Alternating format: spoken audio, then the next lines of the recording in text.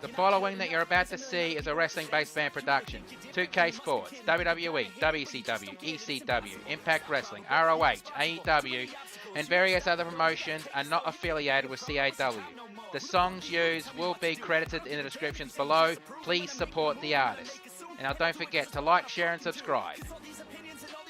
2K Sports, the people who brought you WWE 2K22, old footage recorded on the Sony PlayStation 5. Now watch as we crown the first ever CAW Super Heavyweight Champion at CAW Super Heavyweight Clash. Now the opening round matches for the CAW Super Heavyweight Clash, we're going to see some newcomers and we're going to see some familiar faces. Starting with the first match, the Big Colossus versus who is actually the current XPWL Super Heavyweight Champion, the Diamond of Mixed Martial Arts, Vangelico. And then the next match is the King of the Super Heavyweights versus Elias Burkholder, who is here from the YWL. And in the next match, newcomer to CAW and representing LAX, Antonio Ortiz versus Bros from Chroma City, the biker Ragnarok. And then we have Peter the Machine Gun versus someone who is coming to us from the XPWL, representing the New York Represents, Smalley Biggs. And then also another newcomer to the CAW roster, we have Alexander Hoffman, who is going one-on-one with a member of the CAW security team, aka the Ring Breaker, Sledgehammer. And then we have the Wastelander versus another comer from another promotion known as the IWF, the Orcish War Boss, Grax Suncrusher. I hope we have a lot of cheap seats for his, well, follower orcs so they can do their chants of orcs, orcs, orcs, orcs. And then next we have Luke Hazard versus Apocalypse. And in the final match of the opening rounds, we have Tonka Tough Steve Roller versus another newcomer who is representing XPWL and has also signed a contract to CAW from Chroma City, Oblivion. Now before the grand final match will happen, to give the wrestlers a break, we're going to have this match for the CAW World Heavyweight Championship. In an Extreme Rules triple threat match, we'll have TNT, the former champion, versus the winner of the last gauntlet match, Big Rig Dawson, and the current champion, the Shaman, Baron Vars. Now let's get this night going with our opening round match. Ladies and gentlemen, this is your opening round, first round match for the CAW Super Heavyweight Clash. Introducing first, from Norway, he is the Big Colossus! Now bloody hell, Colossus originally was hired by CAW, well, our owner, the Bush Ranger, because he felt that Violence needed some competition here in CAW, and well, he got it in spades. The kind of wars that Colossus and Violence been through, well, they both show the scars from. But tonight, Colossus has his own challenge in the opening round, in the form of the current XPWL Super Heavyweight Champion. I'll get into that when I do his introduction. But look at the size of Colossus. The computer screen or TV screen or mobile device, whichever we watch this on, does not do his size justice. Alright, now introducing his opponent.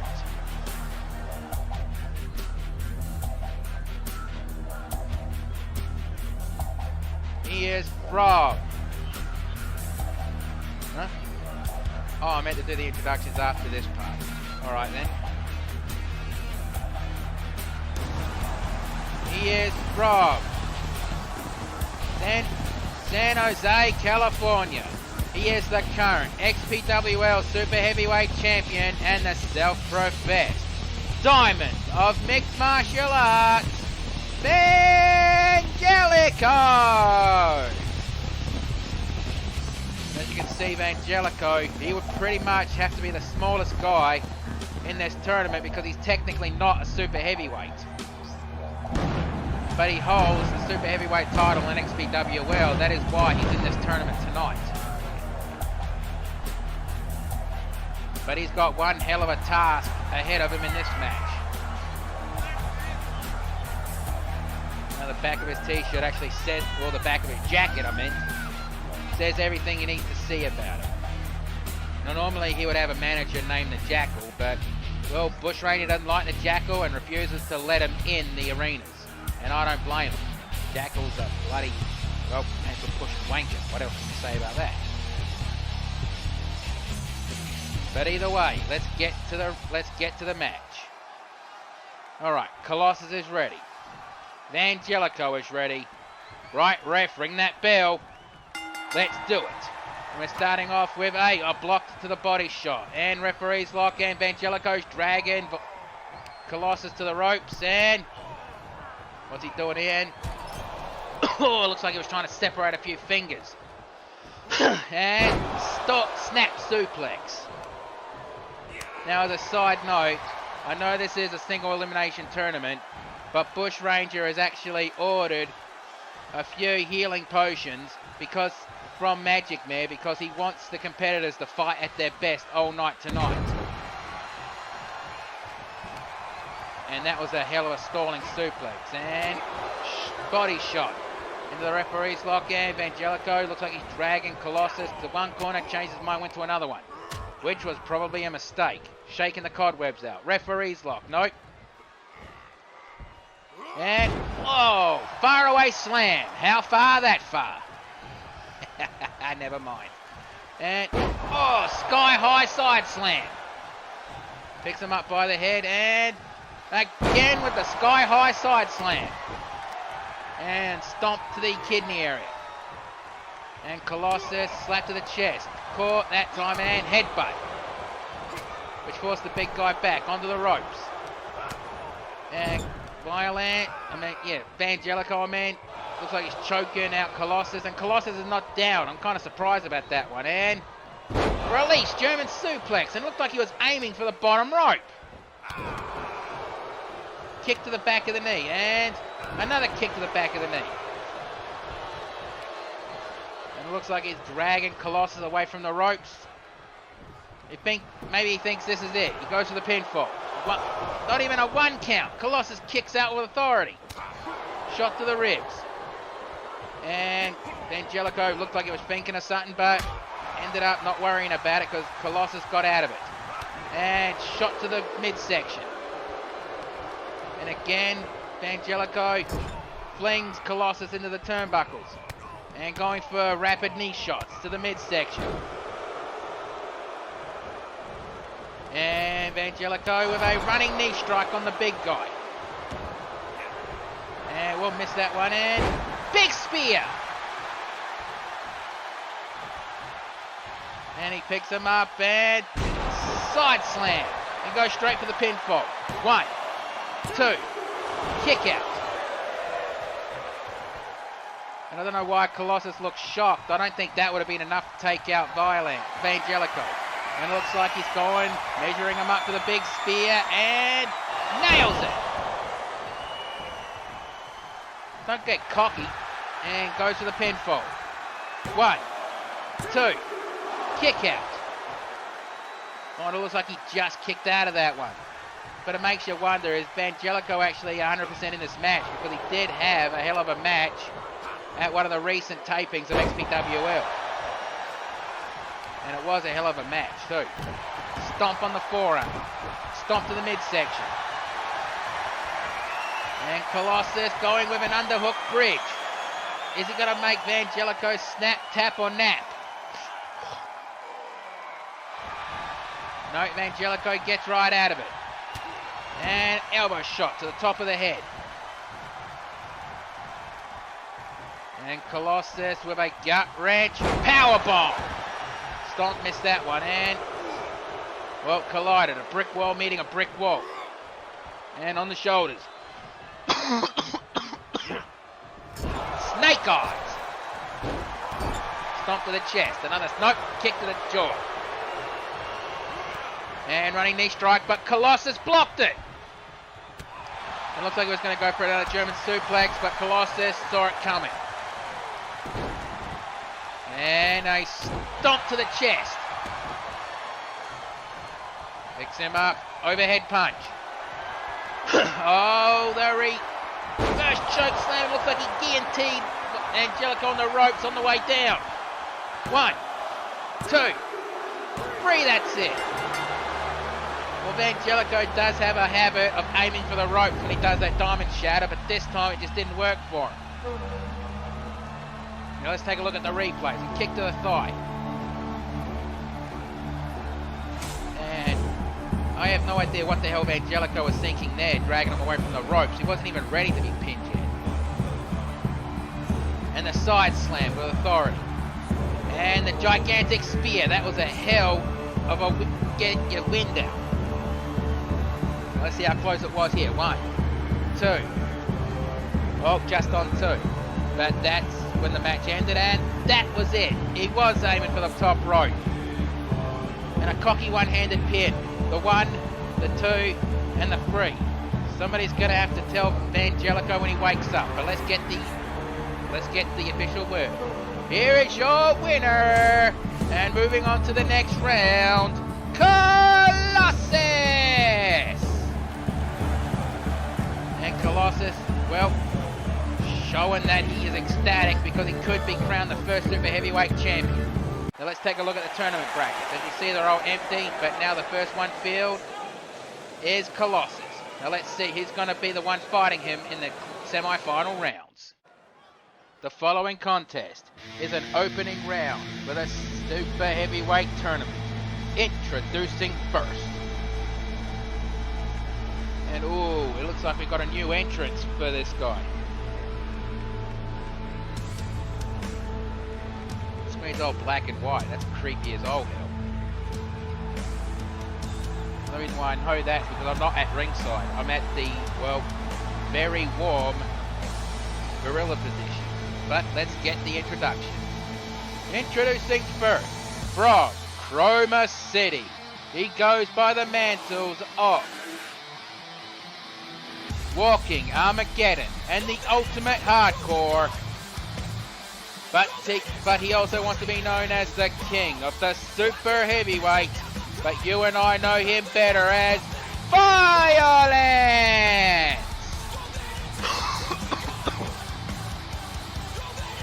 Now, Violence is a former Super Heavyweight Champion in both YWL and XPWL, I believe. So Violence could be a double history maker tonight as the first Super Heavyweight Champion and the first man to hold the title in 3 different wrestling promotions.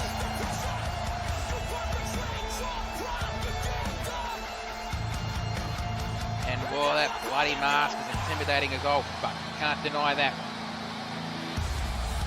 And this entrance doesn't make him look any less intimidating. Let us hope his opponent, who's representing YWL, knows what he's getting into with this match.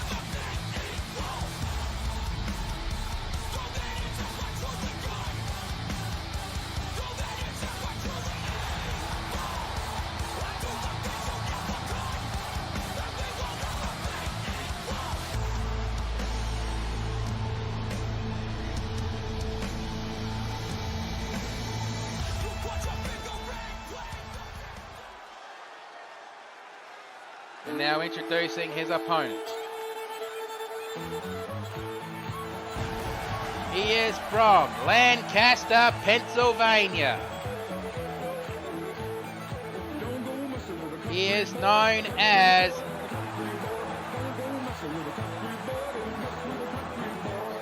the Amish Warrior. This is Elias Burkholder. Now, I'm not going to deny this. I don't know much about Elias here. So, well, I'm in the same boat as most of you.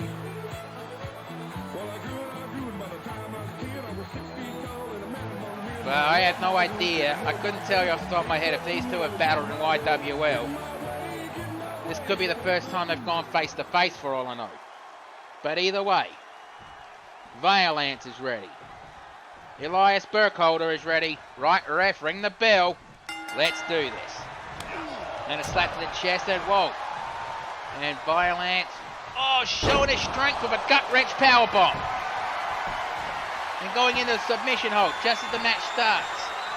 And Elias, well, he quickly breaks out of it. And shaking it out of his arm, and body shots, back elbow strike. Referee's lock, and showing his own strength while delivering the snake eyes to Violence. And Violence got back up like he didn't even feel anything. Running DDT. And he faked the chop and went for a DDT. Kick to the side of the head and shot to the ribs. Another shot to the ribs. And kick to the midsection. Club to the back. And arm wrench takedown. And stepping on the toes and oh, bloody hell. Looked like he was trying to snap the arm. Picking him up. And Elias with a side slam. Looked like he was staring daggers at Colossus. Picks him up. Violence. Why did I say Colossus? Either way, it doesn't matter. Running knee and whoa. Impressive. He blocked it. And again showing his strength and guillotine on the top rope. And choking him out.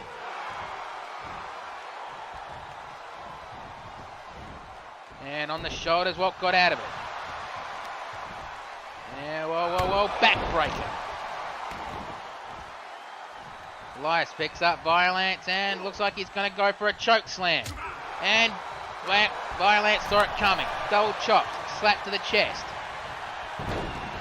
Flies him down and chest stomp. Picks him up and clothesline. Another clothesline. Kick and roundhouse into the other leg, knocking him down. And Violence going straight for the pinfall. 1, 2. Nope. And it looked like Elias barely kicked out of that. And the kind of hard hits 16 men in this tournament are going to be doing to each other is going to be next to fucking impressive. And F5. And picks him up. And looks like it's going to go for a choke slam. It changed his mind and went for a sky high one-arm powerbomb. It goes for the pinfall. Rope break. Ref raves it off. Kick to the side of the head. And stomp on the arm. And body splash, putting all of his weight behind that one. And Otis slams his arm and slams him down. And it looks like Elias going to the top rope. And cross body, but he hit more rope than he did Violence. Back elbow strike. And on the shoulders, looks like he's dragging him to the ropes and guillotine on the top rope. Elias picks up Violence and looks like he's going to go for the choke slam. And nails it. He failed earlier, but he didn't this time. And dragging Violence away from the ropes. Why didn't go straight for the pin, I'll never know. And go straight for the pinfall now. 1, 2. Kick out. Those are some precious seconds he wasted when he didn't go for the pinfall right away. Rookie mistake, but you've been in the wrestling long enough. 1, 2. Oh, God, that was close. Elias just got tangled up in the ropes. And on the shoulders. And guillotine again on the top rope. And kick to the thigh. And again, putting all of his weight behind that splash. Picks him up. Slap to the chest, duck, and double chop. Another double chop. And gut wrench, powerbomb. And Violence picks up Elias Burkholder, and what's he going to do? He drags him to the ropes. And whoa, Violence, don't you dare. Don't even think about it. Oh, please, God. Holy shit! Oh, all of Elias's weight onto the top of his neck. That can actually break necks, that move. And he leg sweep takedown. I'm surprised he's able to stand up right now. Irish whip back into the ring.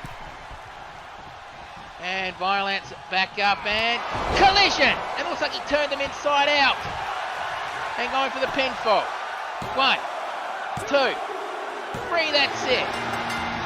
Well, I guess Mark Wondersham was right from XPWL.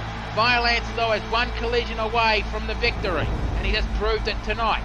Now let's have a look at the replays. And honestly, I'm surprised Violence's legs didn't buckle on that F5. And the choke slam. And I have no idea what he calls that one, but he almost got the 3 count here. Have a look how close it was. He almost tapped the ground. Oh, God damn, I hate seeing that move. But never mind that, let's get the official word. Here is your winner, and moving on to the semi-finals, the king of the super heavyweight, Violence! Now that was a hell of a fight. Now let's have a look at the brackets as soon as they pop up on the screen. Come on, production, what's the matter with you? And there we go. And here we go, and Violence moves on, and he will be fighting Colossus in the next round. The following contest is another opening round for the tournament for the CAW Super Heavyweight Championship. Introducing first, he is from Mexico, representing the Latino nation, also representing LAX. This is Antonio Ortiz! LAX, one of the newcomers here in the CAW. This is the super heavyweight of the team. There is a smaller guy as part of the team, but he doesn't qualify for this tournament, so he's out there alone in this match. And as you can tell, Antonio's got a lot to prove in this match, especially who he's up against. It looks like he's full of energy. Look at the size of this guy. Hope he posts what he's getting in. And now, introducing his opponent.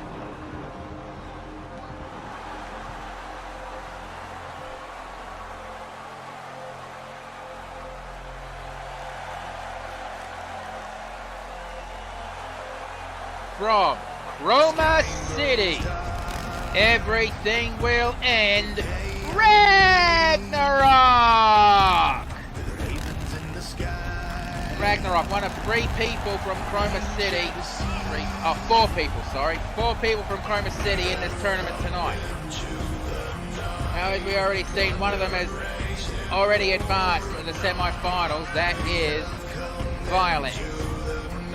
Can Ragnarök be the second man to do it tonight? I guess all we have to do is just wait and see what will happen.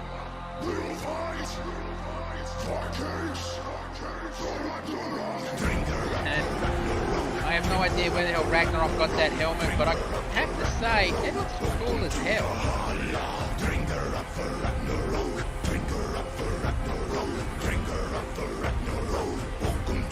And Antonio doesn't look intimidated at all. It looks like he's actually ready for this fight. But if he was smart, he'd be intimidated, considering how big and strong people from Chroma City are.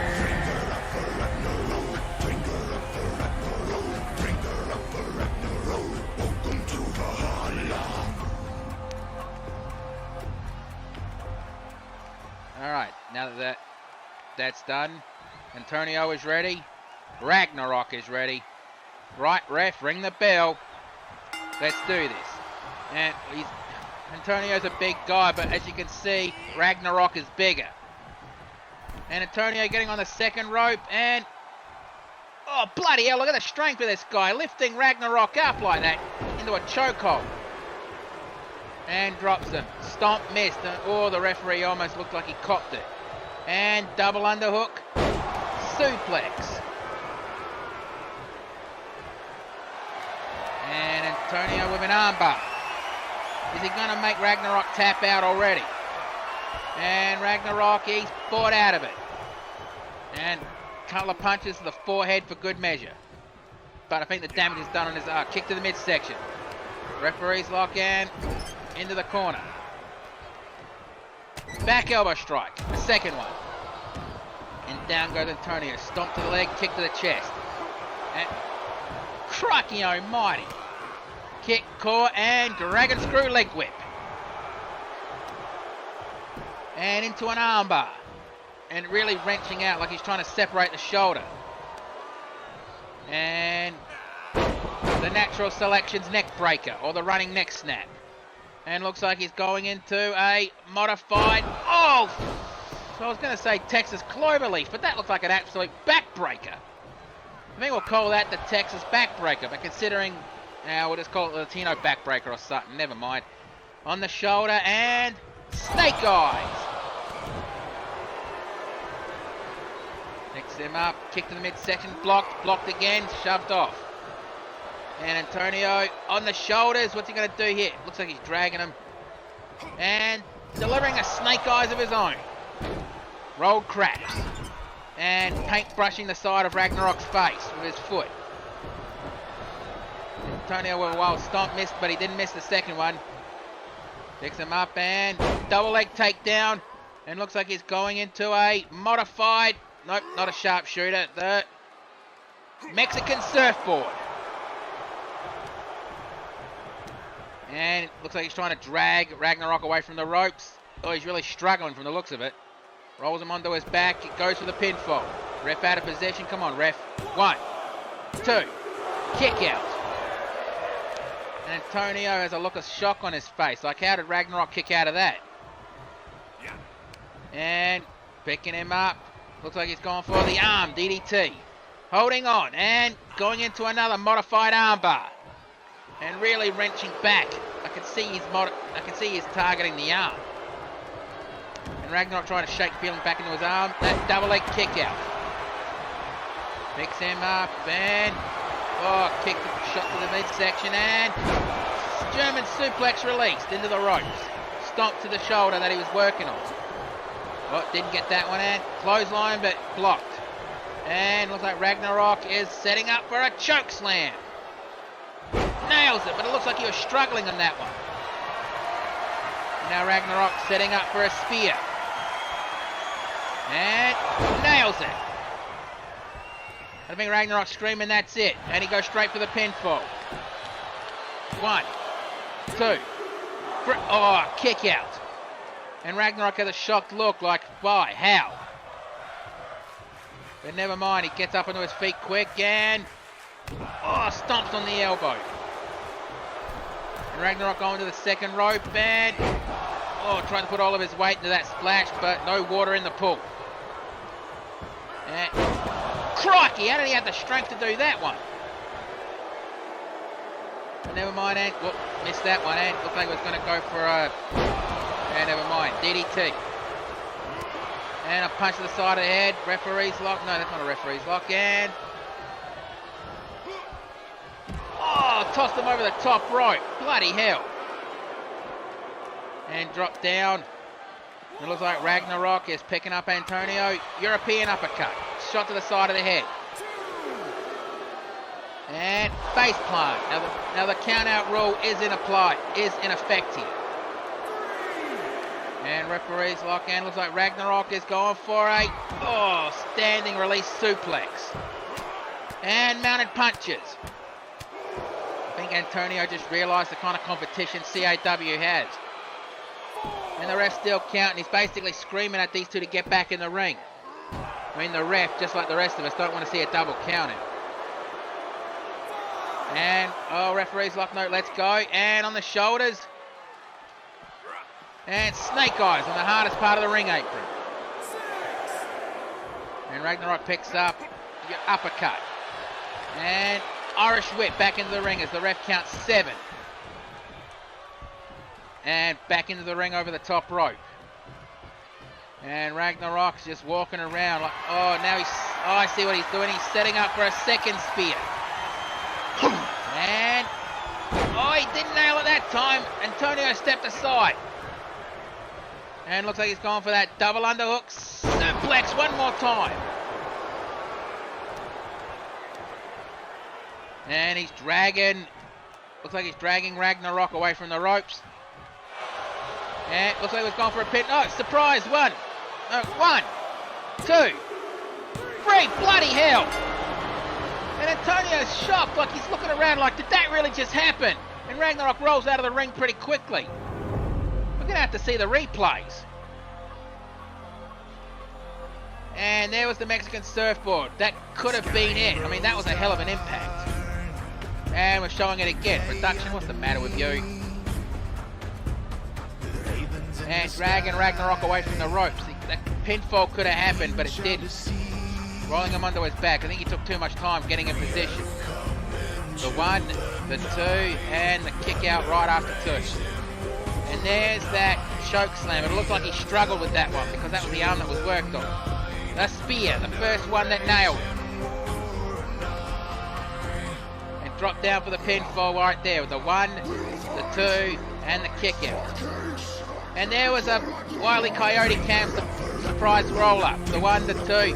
I know I joke saying that's the most lethal move out there, but still, let's get the official word. Here is your winner. And moving on to the semi-finals, Ragnarök. And Antonio not happy with that one. Honestly, I'm not surprised. So let's have a look at the tournament brackets. As we see, Ragnarök moves forward. Now let's see who's going to be facing him in the next round. The following contest is your 4th round match of the opening round for the tournament. I'm going to stop saying that. I'm just going to say opening round matches from now on. Introducing first. He is from Edmond, Oklahoma. This is Peter the Machine Gunn. And Peter Gunn, from the looks of him, he looks absolutely ready for this match. And well, he'd have to be, considering he's up against a relatively unknown for him. Well, at least in CAW. I have no idea if they fought each other in YWL, but then a lot of times 4 a.m. after 2, maybe 11 a.m. PM, whatever, my mind's a blur. Alcohol can be a sin. But either way, Peter Gunn looks absolutely confident. And, well, definitely looks confident with himself. I mean, as far as I know, the only titles he ever won are tag team championships in YWO and CAW. He's never been an XPWL. Maybe one day he will be, but definitely not yet.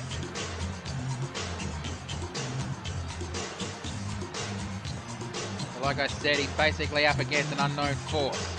A guest wrestler from a different promotion.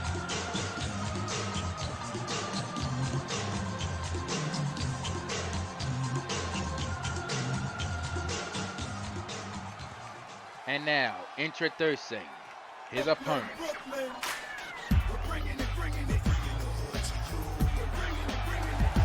From Brooklyn, New York City. Hope I got that right. Representing the New York represent and the XPWL, this is Small E Big. Now last year at the wildcard tournament, we did have another represent of the New York represent in that tournament, Stomach Cake. Now he didn't win, but he did, well, impress a lot of us here. But, well, Bush Ranger didn't offer him a contract. Probably a mistake, but he'd be offered a contract with this guy tonight.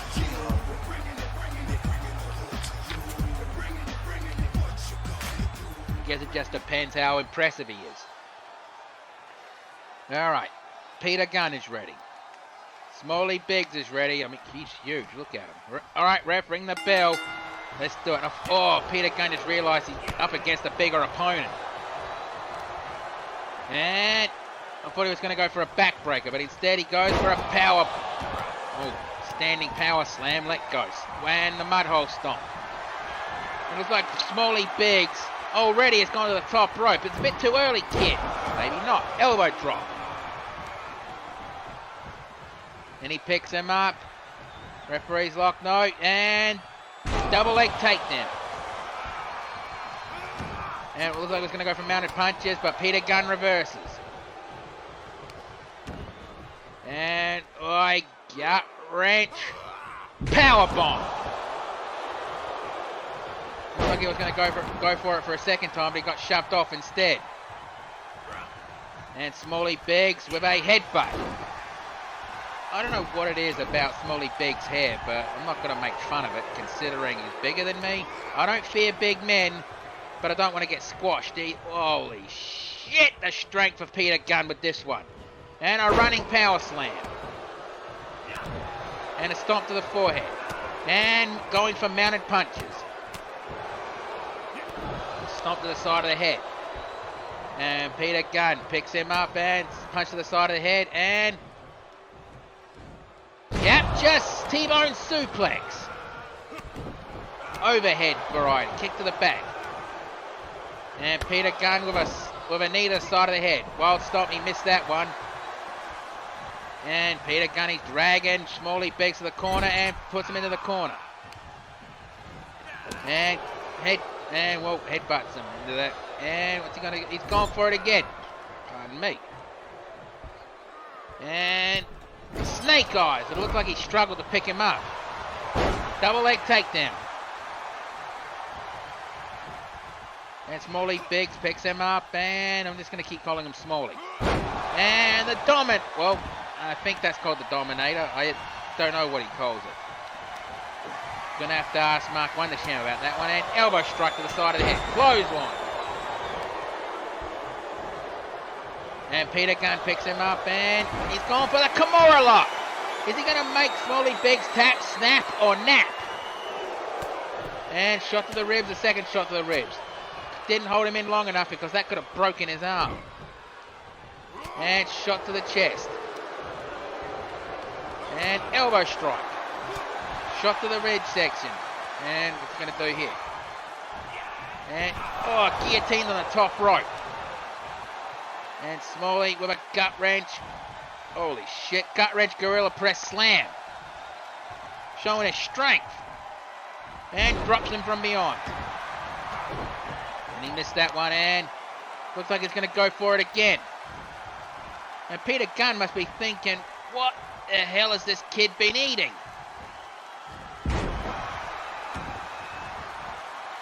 And picks him up again. What's he going to go for? And there goes that big ending. I'm pretty sure that's what it's called. And going for a pinfall. 1, 2, kick out. And Biggs is surprised he didn't put him down with that one. And what's he going to go for here? And body splash. All the weight onto that. 1, 2, 3. Nope, kick out. And I think Smalley Biggs is impressed with Peter Gunn, how he just kicked out of that one. I could be wrong. And mounted punches. Right, aimed for the temple.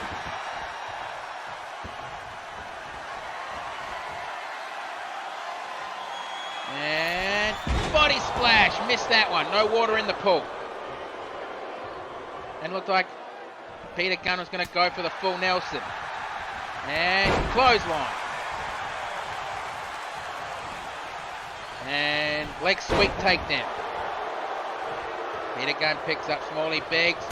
Kick to the midsection. And fisherman suplex.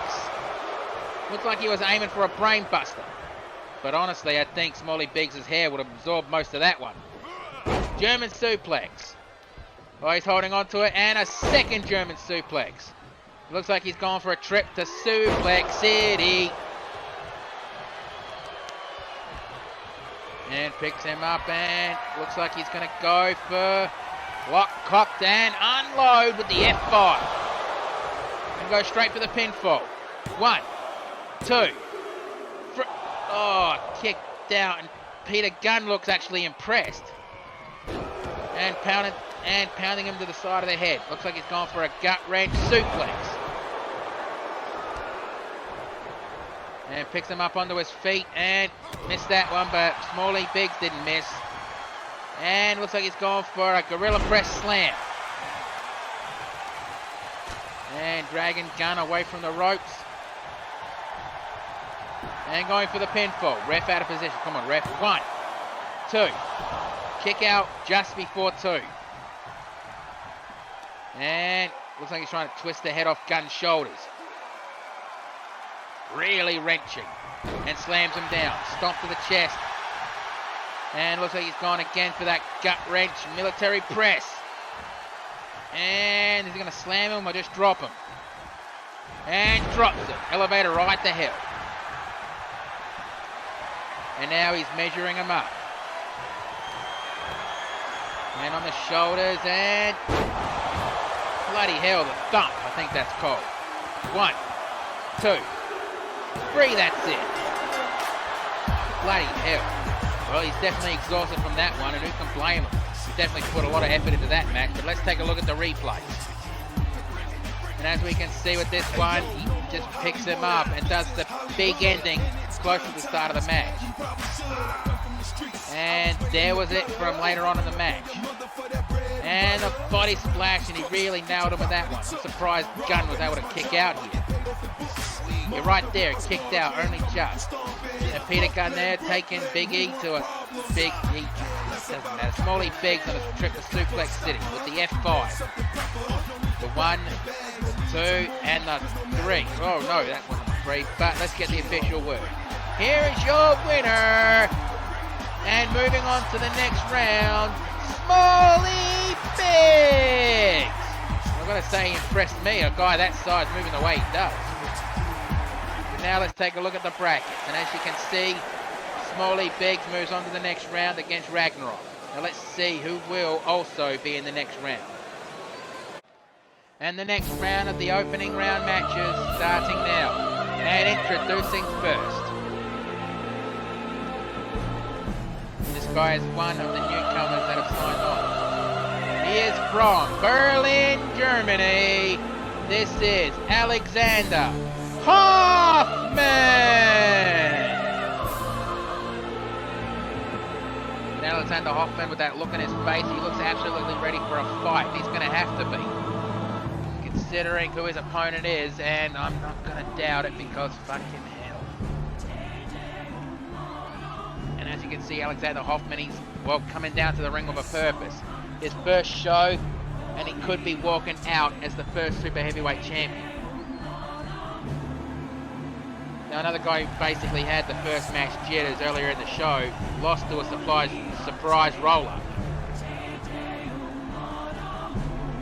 Now I know I joke saying that the surprise roll-up is the most lethal move in wrestling, but think about it. It's got to be the move that ends matches the most, hence the most lethal move in wrestling. Okay, and Alexander Hoffman. I think the Marine Corps called. They want their hair cut back. I'm probably going to cop it from some military guys to say that one, but never mind.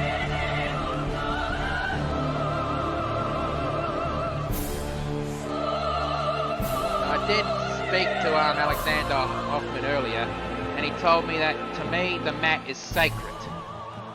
It means he really lives to fight. And introducing his opponent.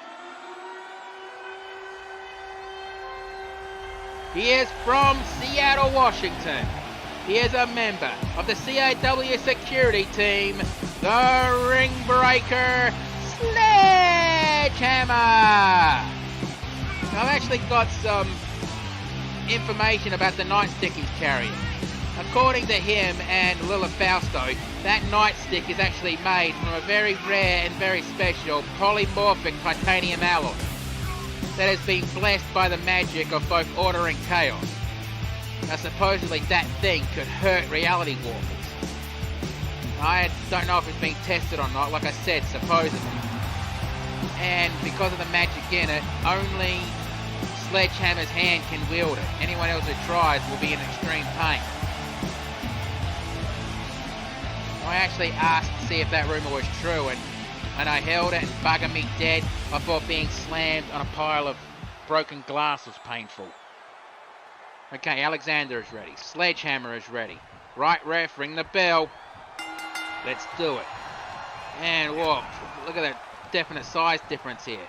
And a double underhook powerbomb. Kick to the chest. And whoa, really slamming all his weight on the chest of Sledgehammer.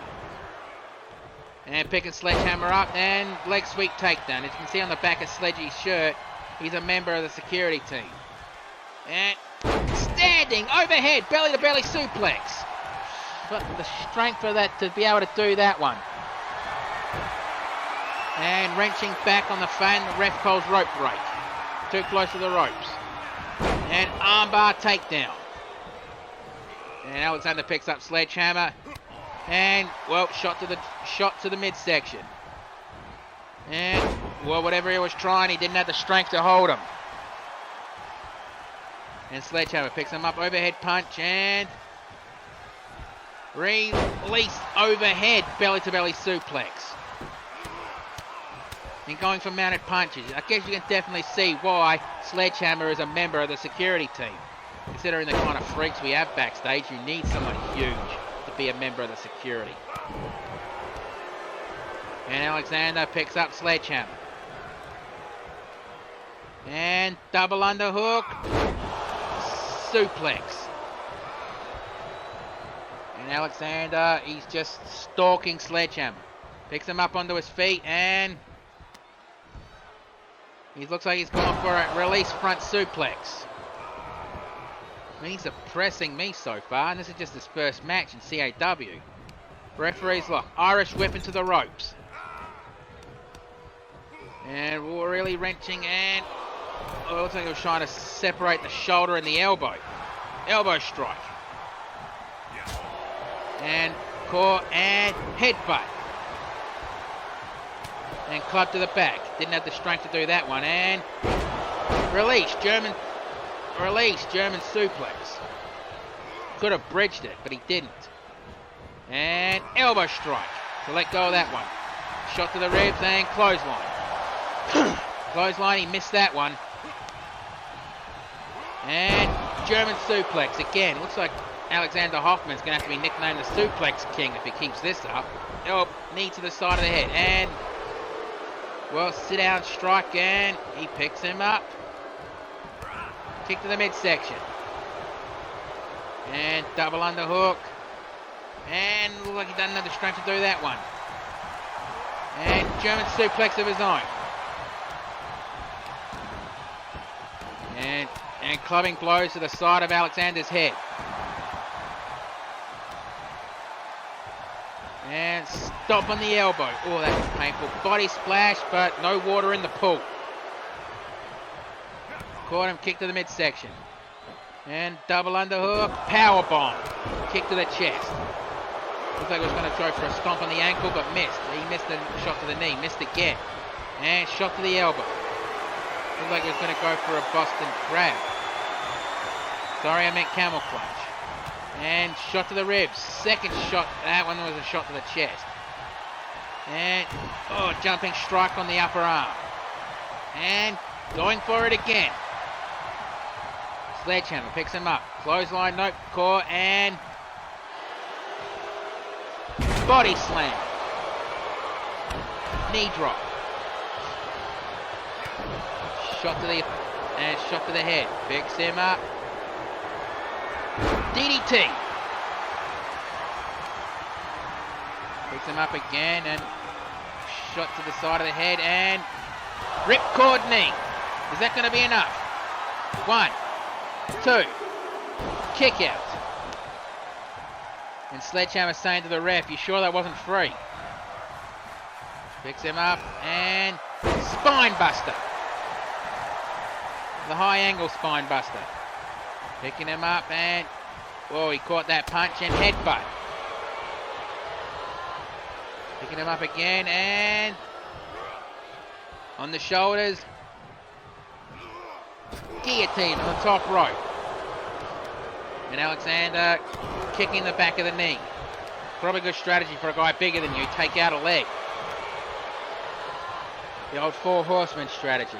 Pick a body part and work on it. Slap to the chest, and then a slap back. Shot to the ribs, overhead punch. And ripcord knee. His second one in this match. Going straight for the pinfall. 1, 2, 3. Oh, that was super close. And again, Sledge screaming that, you sure that wasn't free? Stomp on the elbow. And picks him up and, well, tosses him to the side like he was a sack of potatoes. And shoved off. Look like, and nope, picks him up. And body, power bomb, and nails him. Drops down to the pinfall. 1, 2, 3. Oh, kick out. And Alexander's shocked, like he's surprised he kicked out of the power bomb. Picks him up again, and looks like he's gone for another power bomb, and he's holding on to it. And a second power bomb, holding on, and a third power bomb. And looks like Alexander's trying to do all of his strength to get Sledgehammer away from the ropes. And going straight for the pinfall. 1, 2, 3, and kick out. It looked like he barely kicked out of that one. And Alexander screaming, "You sure that wasn't free?" Another guy doing that. And I have no idea what the hell that was, but it looked painful. And again, Alexander setting up for another suplex, and no, it was a jackhammer. Stomp on the arm. And again, it looked like he was going for the camel clutch, but again, Sledgehammer slipped right out of it. And the double A spine buster, dropping down for the pinfall. 1, 2, kick out. And Sledge absolutely shocked. I think he's gaining a little bit of respect for Alexander Hoffman. And now he's measuring Alexander. Just waiting for him to get up, and ripcord knee. And straight for the pinfall. 1, 2, 3, that's it. Oh, bloody hell, and Sledge looks absolutely exhausted. Look at him. Now let's take a look at the replays, and I hope there's some good moves, because that was a hell of a match. And there's that high angle spine buster. And there's the power bomb. And the double A spine buster. And the double A spine buster from a different angle. And he drops straight for the pinfall. The 1, the 2, and you can see Alexander barely kicked out. But let's get the official word. Here's your winner. And moving on to the semi-finals, the ring breaker, Sledgehammer. It looks like he's excited to move on to the next round. Well, the crowd's definitely behind this guy. Now let's take a look at the brackets. And as we can see in the next semi-final match, it's the ring breaker Sledgehammer going on. Who's he going to fight? Let's find out in a few seconds. The next opening round match is scheduled for one fall. Introducing first. Well, this match I've kind of been looking forward to all night because the theme of this match, in a way, is unique. And I'll explain in a little bit. But ring announcer, time for you to do your job.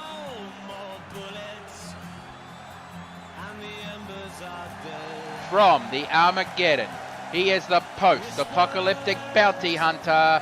This is the Wastelander. Now, what do I mean by a very unique match?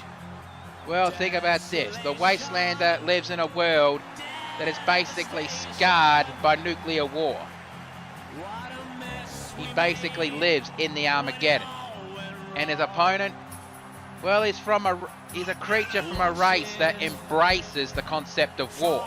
So this is basically going to be a very unique match if you think about it.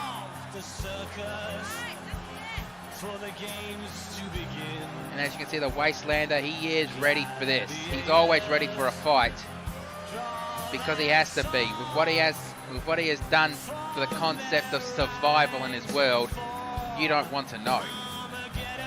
I mean, hell's bells, I don't even want to know. And he's tried to tell me, you know. I just fucking told him I don't want to know.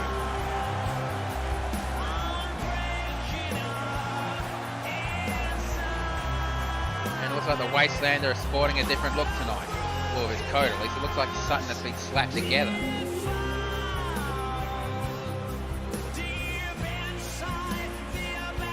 Well, obviously the same gas mask.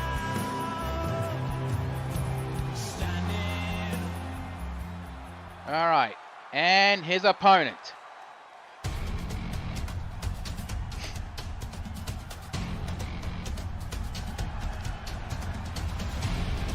He is representing the IWF. He is the Orcish War Boss, Grax Sun Crusher. Yeah, for those of you who are unfamiliar with the game Warhammer,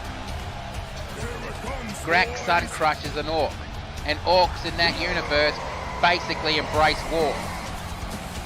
So this is going to be a fight for the ages, a guy who lives in a world that's resulting in a nuclear war versus a creature who embraces war. So this is going to be interesting.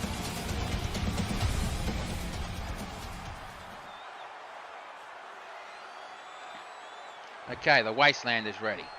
Grax Sun Crusher's ready. Right, ref, ring the bell. Get out of the way. Let's do this. And already with the ref, no, headlock takedown, followed by a drop kick. And I think Wastelander just realised what he's up against. Overhead punch. And kick to the side of the head. And Wastelander going for some mounted punches. And, oh, just a stomp for extra effort. And he's gone for mounted punches again, but this time he's gone for the other side. And a stomp to the midsection. And kick to the side of the head. And referee's lock, spins him around. And Irish whip to the ropes. Well, an immovable object meeting a brick wall. Elbow to the side of the kick to the elbow. And going for a kick to the knee, and Wastelander, he picks up Grax egg, will boot to the side of the head. And again, going for mounted punches. Looks like the Wasteland is coming at this match really, really aggressive. It's going to have to be. And super kick.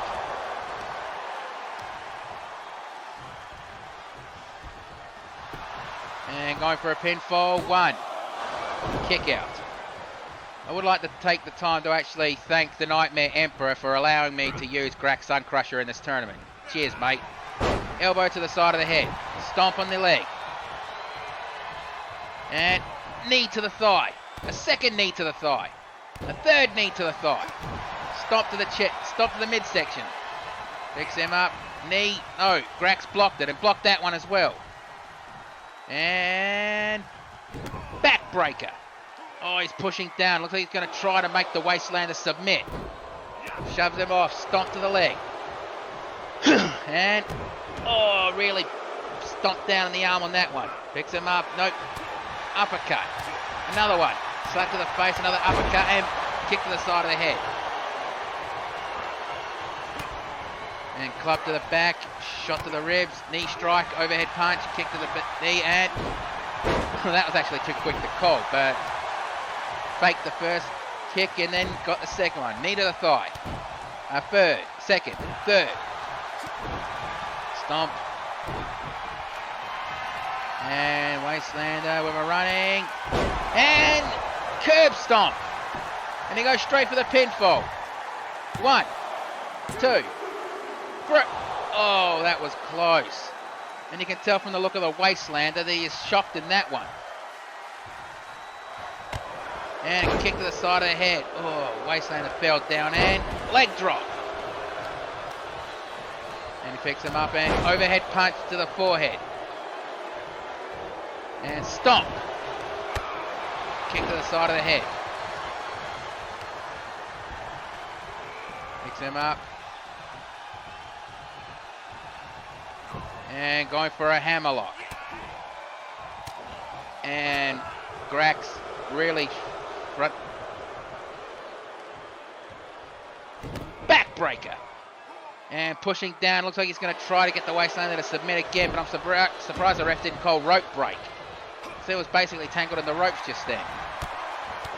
And kicking to the side of the head. Stomp on. Is that arm mechanical? Well, picks him up and looks like he's gone for the Cobra Clutch. And a very unique version of the Cobra Clutch. Wait, did he just tap out? No, he didn't tap out. The ref didn't call it. But he's really wrenching back and Grax. Oh, Wastelander just lets him go. Picks him up. Nope. That was probably a mistake. Slammed down to the mat. He probably should have kept holding. And holy shit, the strength. Whoa, spine buster. And a kick to the thigh. I think that was his setup move. And elbow strike, shot to the stomach. Oh, he really had some force in that one. And it looks like he's dragging the Wastelander away from the ropes. Puts him onto his back, goes for the pinfall. Ref out of position. 1. Kick out on 1. And Grax must be thinking this Yumi is stronger than I thought. And looks like it. He's setting up for... It's crumping time. 1, 2. Oh, the Wastelander kicked out. And Grax had a slight shock, like he couldn't believe that. Caught, grabbed, and dragon screw leg whip. And Wastelander picks up Grax, knee to the midsection. Elbow shot to the ribs, and knee strike. Scissor kick. And Wastelander going again for that Cobra Clutch submission hold. Almost into a crippler style. Or the crossface style. Might as well call that the Cobra Clutch crossface. I'm not surprised the ref's not calling for the rope break because they were close to the ropes, but he waved that one off. And Wastelander again with that curb stomp. And goes for the pinfall. 1, 2. Oh, and Grax barely kicked out of that one. And Wastelander saying, "You sure that wasn't free?" And going for mounted punches. And I think Wastelander's really fighting more aggressive than he normally does in this match. Elbow strike, second elbow strike. And elbow drop. And leg drop. And looks like Grax is picking him up, and overhead punch, another one, and what's he doing here? And oh, the cranium crush. Looks like he's trying to squeeze the Wastelander's head like a balloon. Nope, just throws him down. Picks him up and gorilla press slam. And leg sweep takedown. Wastelander picks up Grax and on the shoulders. Elbow strike, second elbow strike, third elbow strike. Whatever the Wastelander was planning, I guess it didn't work. And gorilla press slam. It looks like the Wastelander's legs hit the top rope on the way down. And I guess for the second time tonight, Grax is going to hit the Wastelander with its crumping time. And nails it. 1, 2, 3. Bloody hell, that was close. And Grax picks up the Wastelander. And looks like he's picking him up. And no, Wastelander scratched the eyes. Knee strike. And I think he just caused Grax to bleed. Going for the pinfall. 1, 2, 3. Oh, close again. And this match is fucking good. I can't deny that one. And on the shoulders. And twisting, Death Valley driver. And looks like the Wastelander for the third time tonight is going for the curb stomp. And going for the pinfall. Ref out of position. 1, 2, 3, that's it. Oh, bloody hell, and the Wastelander looks exhausted. Look at him. He's definitely had to put a lot into that match. So let's take a look at the replays. Bloody hell, this match was good. And there it is, the gorilla press spine buster. Oh, I didn't show that one. And there's one of the crumping times. Let's see how close this was. 1, 2, and oh, the ref nearly slammed the mat for the third. And I think that's what ended it. And I think that's what made Grax bleed. The 1, the 2, and the... Well, again, that was a close one. But let's get the official word. Here is your winner, and moving on to the semi-finals, the Wastelander. And I think the Wastelander looks impressive with his opponent. I don't know if Grax is going to sign a contract to join us here. I guess we'll find out at a later time. Now let's look at the brackets. Now it looks like Sledgehammer is fighting the Wastelander in the next semi-final round. Who's next? Let's find out. The following opening round match is scheduled for one fall. Introducing first, He is from the 3 Mile Islands. This is Luke Hazard. Now his tag team partner in the previous match made it to the semi-finals. Could the Wastelander do the same thing tonight? I mean, it won't be an old radioactive grand final, obviously. Probably quarter-final match at best, but let's see. I meant, yes, semi-final match I meant, not quarter-final. I've been calling those rounds semi-final matches, haven't I? Whoops, my mistake. But as you can see, the Wastelander, who has been Intercontinental Champion and co-holder of the Tag Team Championships in the past, he's looking to become the first Super Heavyweight Champion in CAW.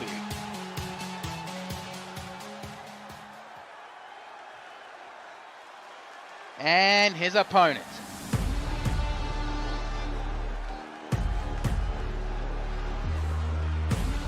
From Chroma City, representing the YWL, he is the Walking Apocalypse. And boy, just like Luke Hazard earlier, Apocalypse is sporting a brand new mask. I've got to say, that mask makes him look really intimidating. But then anyone from Chroma City is intimidating if you think about it.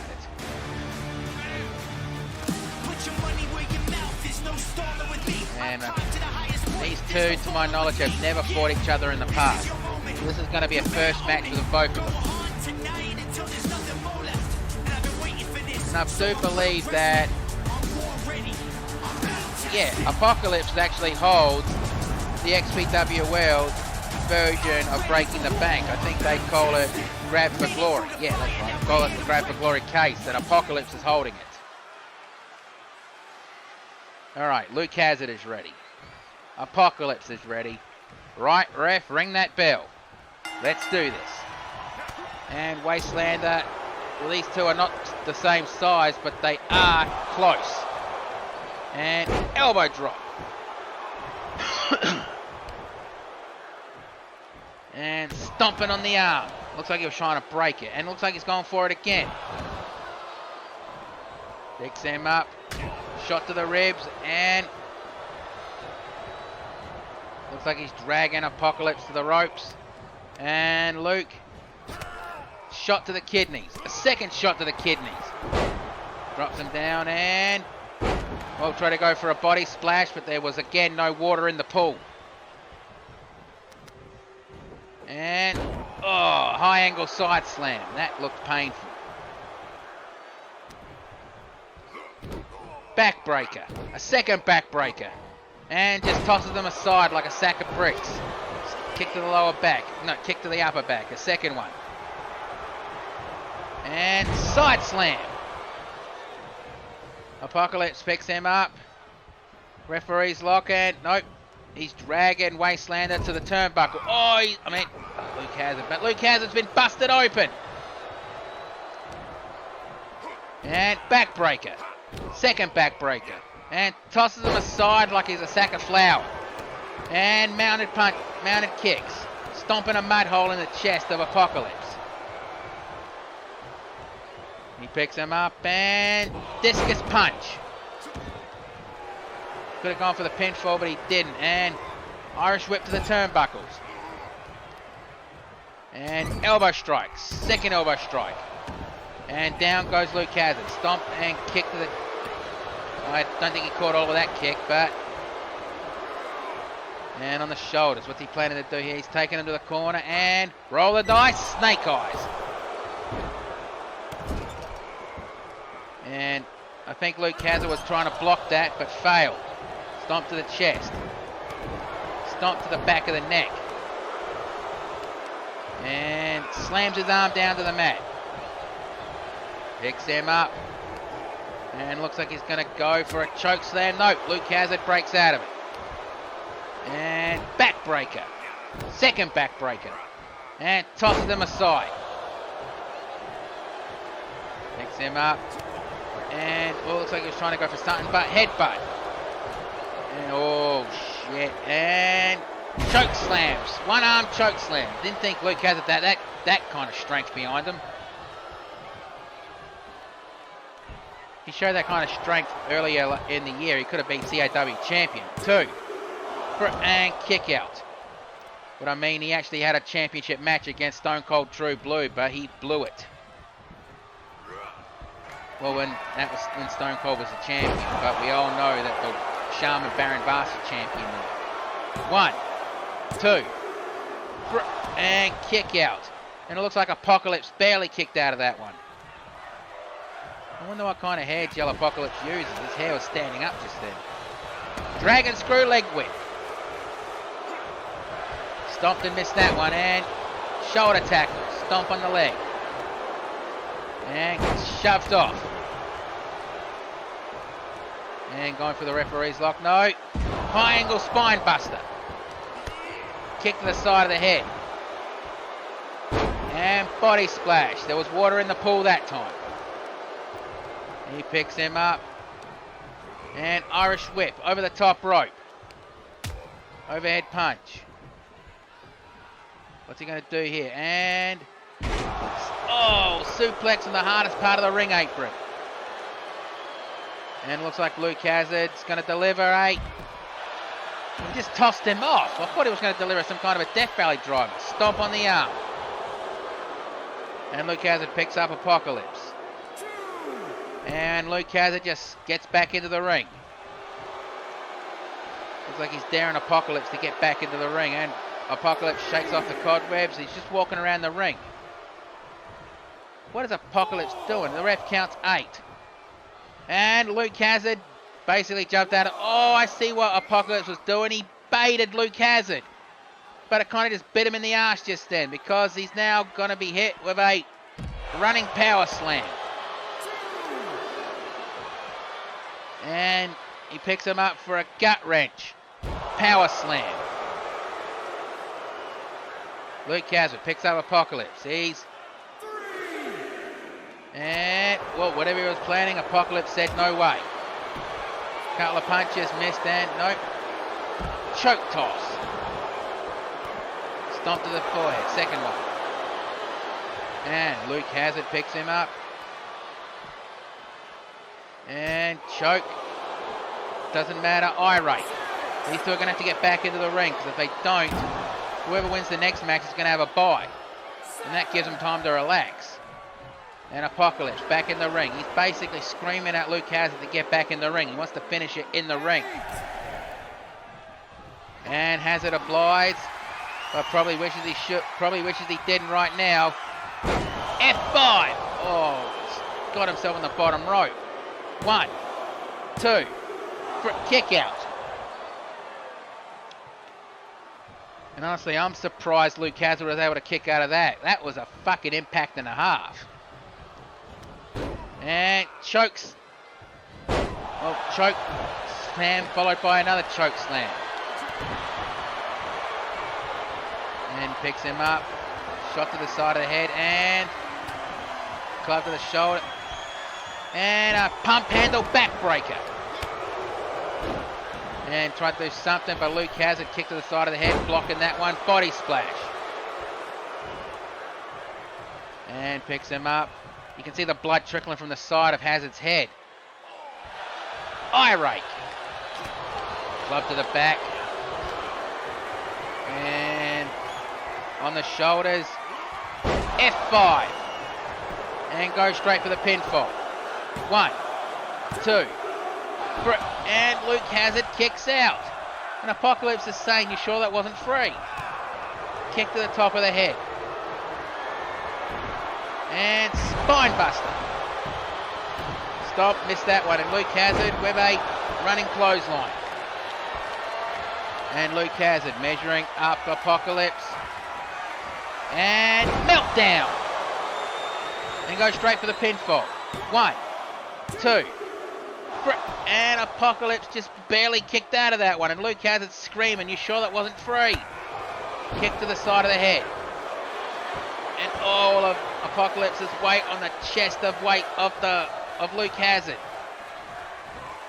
And on the shoulders, and snake eyes. Stomp to the leg.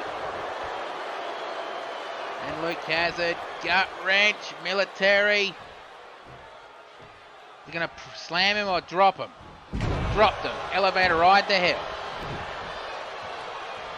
And body splash, but no water in the pool. And, oh, choked them down and followed up by a gut wrench choke slam. And goes for the pinfall. 1, 2, 3, that's it.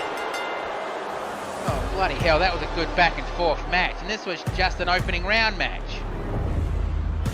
We've got to have a look at the replays of that one. There was some good impact moves there.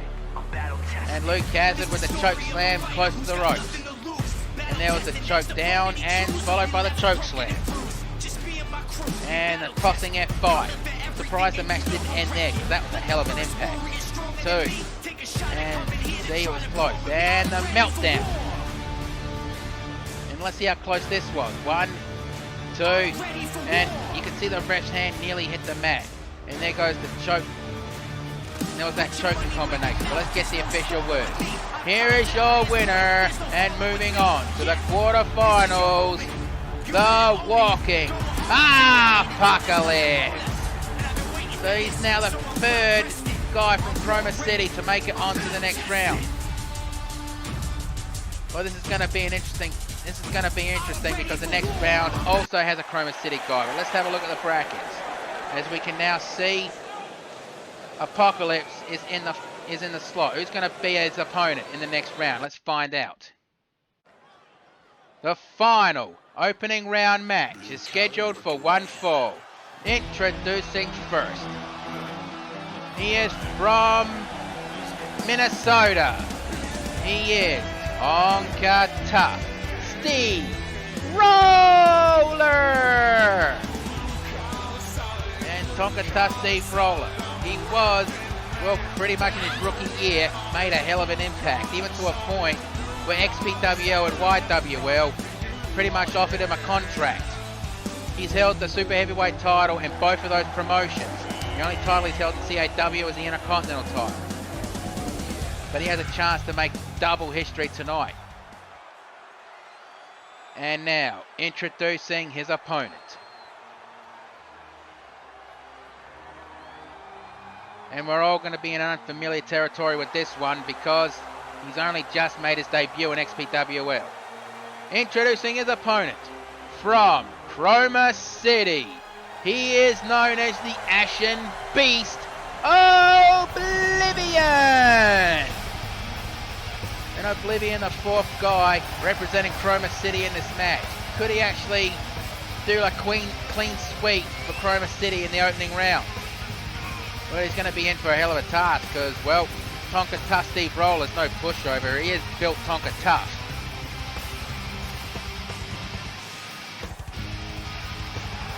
Yeah, the Ashen Beast. I'm surprised it's not known as the Gilded Warrior. I mean, his gear is so bright, it's blinding.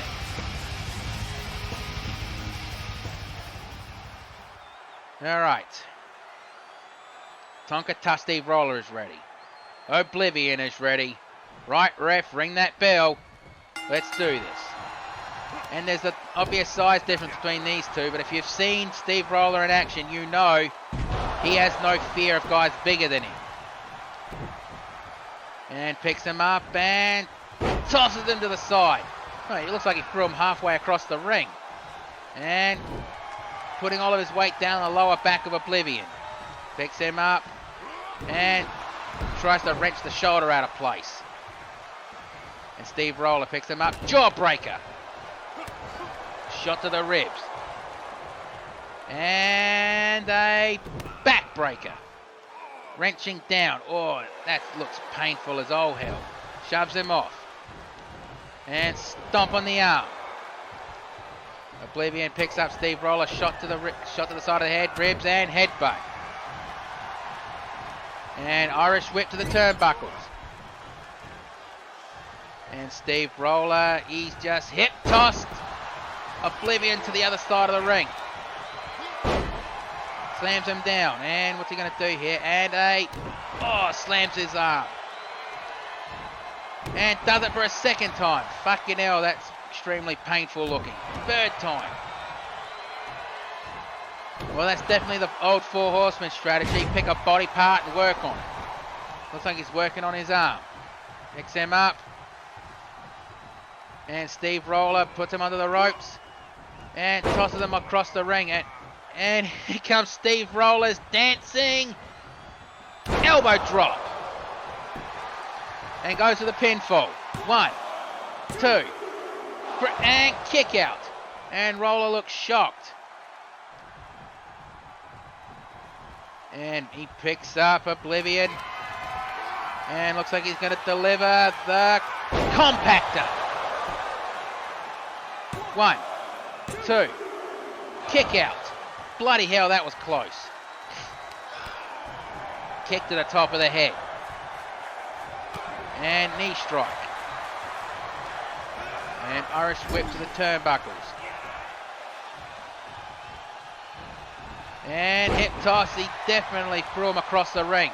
I think Oblivion just realised what kind of a wrestler Steve Roller is. Headbutt.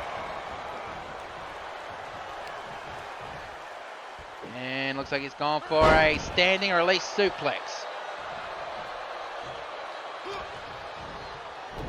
And release German suplex. And Oblivion's gone to the top rope. Guys, this guy should not go up there, but this time it worked for him. Body splash. And going for some mounted kicks. And again, going for the mud hole stomp, I meant.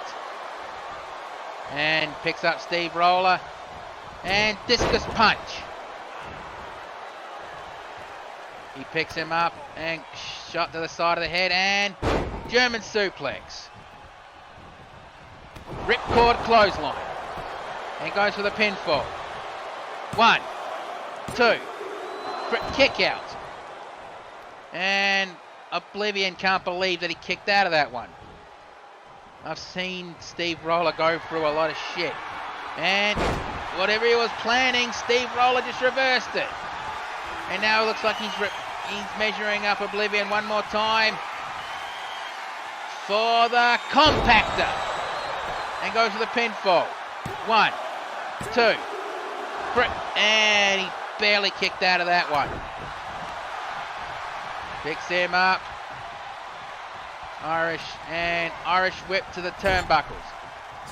Body splash. Wait, are we going to see what we're going to think? Is we going to see it? And here we go. Sound the horns. Here comes the caterpillar. Elbow drop.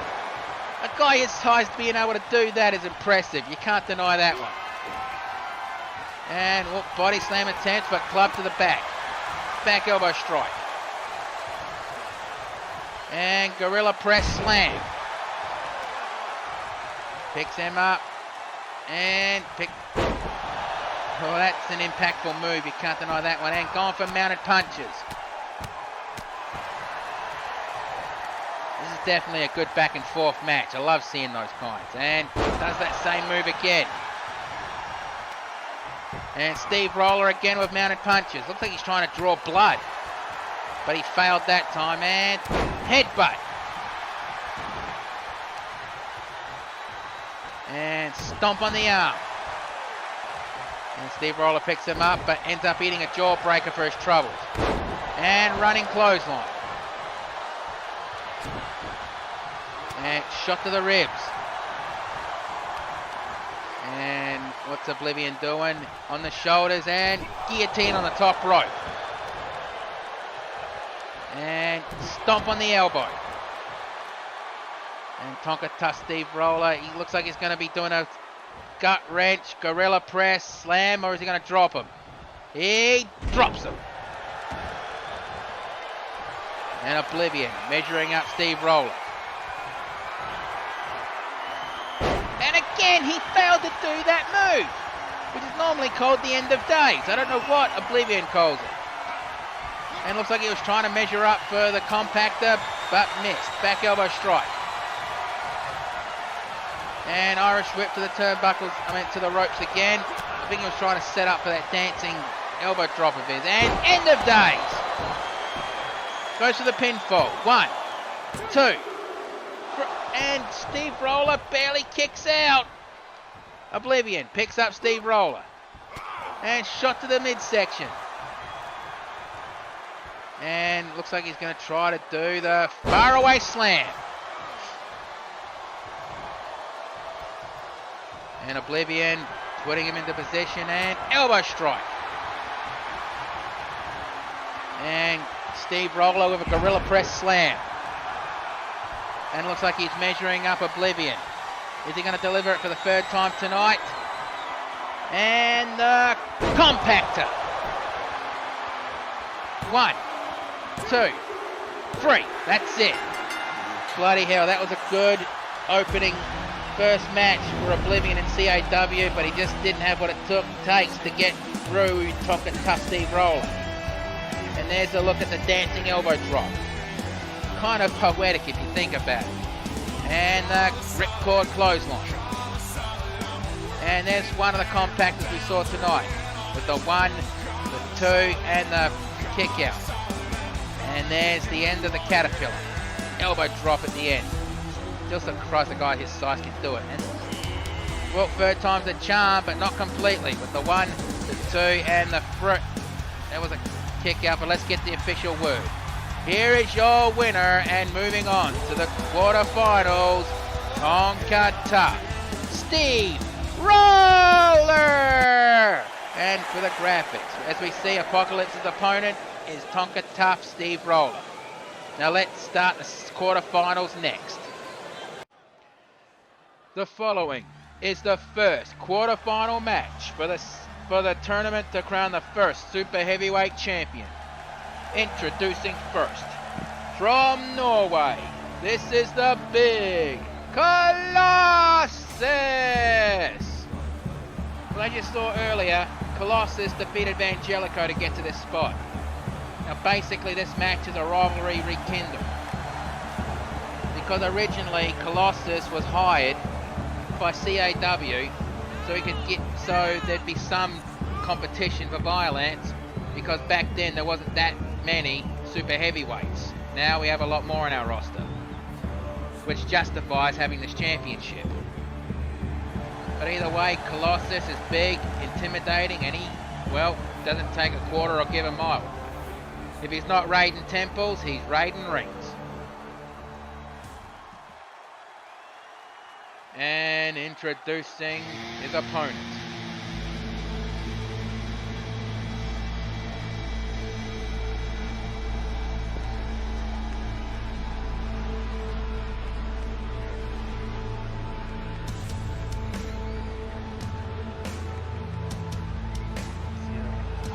Black and white imagery. Creepy as old, I've got to say that. From Chroma City, he is known as Walking Armageddon, the ultimate hardcore, but he wants to be known as the moniker of the king of the super heavyweights.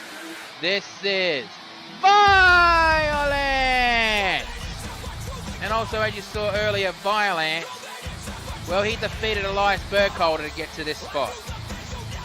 But I think Violence is actually excited because he's going up against a, well, big guy. This guy, I've noticed, he actually just wants to have a good fight. And he always has a good fight against Colossus.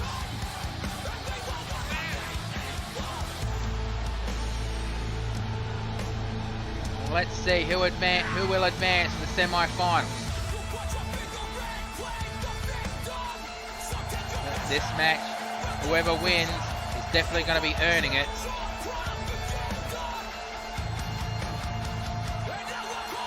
Oh, bloody hell, that's big, creepy, and intimidating. You've got to say that.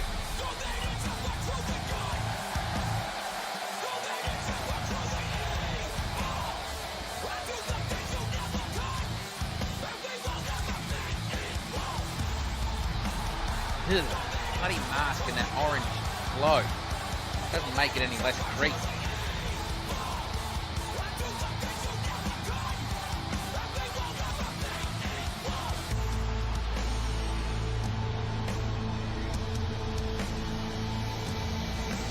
Okay, now let's get this match started. Alright, Colossus is ready. Violence is ready. Right, ref, ring the bell. Let's do this. And Colossus starting off with a power move already. No, reversed. And Violence delivers his own power slam, which I think is what Colossus was thinking. Mounted punches.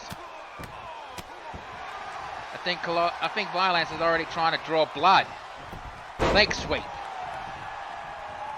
We'll miss that one, and Greco-Roman tie-up. And Violence with a, well, he just got hit with a last call for alcohol. Stomping on the arm. And again stomping on the arm. Well, stomping, he missed that one, and collision. And Colossus just got up. And what's Violence doing here? The Alabama slam. And looks like he's going to try to hit him with a submission hold. The sharpshooter. And too close to the ropes. Stomp, missed.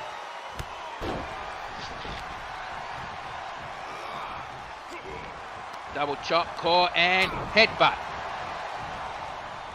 And tie up and over the top rope. And punched, and Violence is still holding on. And the 10 beat to the Bowery. 3, 4, 5, 6, 7, 8, 9, and 10. And Violence finally falls off the ring apron. Stomped the leg, missed and didn't miss that. Well, he missed that one. Kick to the back of the knee. Slap to the chest and body slam on the hardest part of the ring apron. And going for a headlock and mounted punches as well. It doesn't matter what they do to each other out there. They have to get into the ring. Well, it does matter. DQs and countouts are still a thing, but they have to get back in the ring. Release. Double underhook suplex. And kick to the midsection. Club to the back and neck breaker. Modified neck breaker. And Colossus picks up Violence and Irish whip back into the ring. And Colossus slides back in, stomp to the knee. Another stomp to the knee. Won't miss that stomp and over the head, belly to belly suplex. Bloody hell, the strength for these two guys. Elbow strike. And another elbow strike, knocking Colossus Violence down. 1, 2, kick out. And Colossus is looking around like how. And Colossus brings Violence up to his feet and side slam. Picks him up and another sky high side slam. Stomping on the arm. I think he's trying to break the upper arm of Violence. Leg, dragon screw leg whip. And choking him out. And again, choking him out. Come on, ref. You got to stop this. Still a choke. And again, choking him out. Come on, Violence. Play fair for fuck's sake. And another choke. Come on. I think that's enough. And I think he agrees. Jawbreaker. And I have no idea what Colossus was thinking, but he missed. And body slam onto the turnbuckles and flung off. And it looks like Violence is setting up for a spear. Nope, he's not. He's just making him get up. Clothesline. A second clothesline. Kick, core, and roundhouse kick to the other knee, to the other leg, knocking him down. And now going into an armbar. And really wrenching down, and Violent Colossus powers out. With a couple of punches aiming for the bridge of Violence's nose. And fake out chop and nailed him with the DDT. And picking him up and running knee to the bloody chin. Picks him up and collision. Is that going to be enough? Because that's how he beat Elias earlier tonight. 1, 2, and kick out. Violence is saying to the ref, "You sure that wasn't free?" I mean, Mark Wondersham has said Violence is just one collision away from victory. And that one collision didn't bloody put Colossus down. And reverse choke slam. And going for a cocky one-handed pin. 1, 2, kick out. Well, that's what he did to defeat Angelico earlier today. Side slam. And now Colossus measuring up Violence. And well, back elbow strike and knee strike. Colossus blocked. Overhead punch. And leg or body takedown. Stomp to the back of the neck. Picks him up and slams him down to the mat. And now going for mounted punches. Really nailing those moves in. Picks him up. And collision. Will it be enough this time? Going for the pinfall. 1, 2, 3. Oh, bloody hell, that was close. What is Colossus made of? He took 2 of those in this match and still kicked out. Elbow strike, second elbow strike, and another elbow strike. Kick to the knee. And Irish whip over the top rope. And, well, Violence just guillotined Colossus on the top rope. And now going for mounted punches. Nails them again and again. And picks him up, and Violence with an armbar takedown. Colossus with an armbar takedown a minute. I've got to stop mixing up their names. Why am I doing that? Stomp on the arm. And running knee strike. Picks him up and on the shoulders. Leaping F5. Going for the pinfall. 1, 2, 3. That's it. Bloody hell, this match came down to who wanted it the most, and it appears Violence wanted it the most. What a match. You've got to check the replays of that. And there's one of Colossus' side slams and the reverse choke slam. Now, if he didn't do that cocky pin and actually did a proper pinfall, he could have won that match. And there's another angle from that move, and the collision. Turning Colossus inside out. I'm surprised Colossus was able to kick out here. Look. I mean, look how close this was. And he barely kicked out at that. And this is the move that ended the match. The leaping F5. If he has another name for it, I have no idea. Well, let's get the official word. Here is your winner. And moving on to the semi-finals. Violence! Well, he's definitely working his way up to that championship. But right now, it's time to adjust the brackets. And as you can see, Violence moves on. So let's see who will be fighting in the semi-final next. The following is a second quarter-final match for the CAW Super Heavyweight Tournament. Introducing first.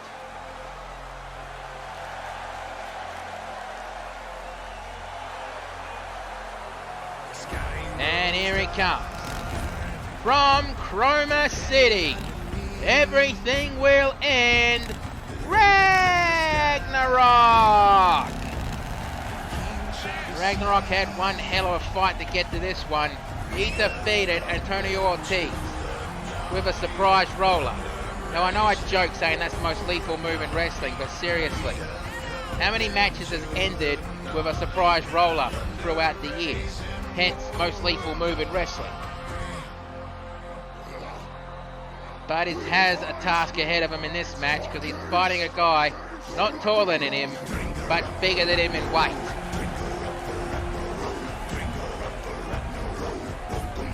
I'm expecting a good slobber knocker in this match.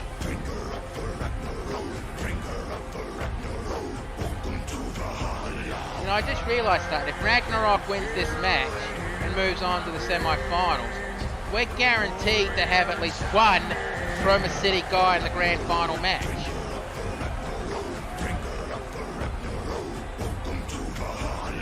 And that's going to be a hell of a thing. Okay, now introducing his opponent.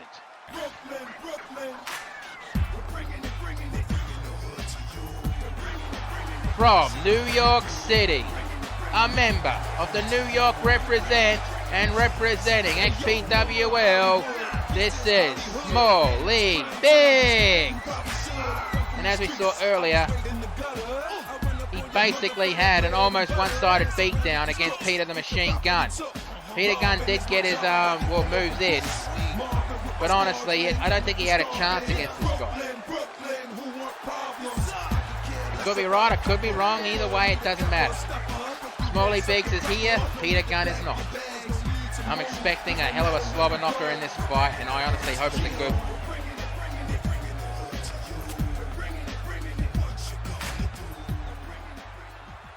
Alright, now that that's out of the way, Ragnarök is ready. Smalley Biggs is ready. Right, ref, ring the bell.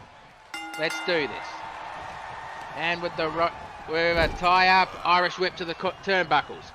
Elbow strike. Second elbow strike. And Smalley Biggs dropped down. Kick to the chest. And Ragnarök going to the top rope.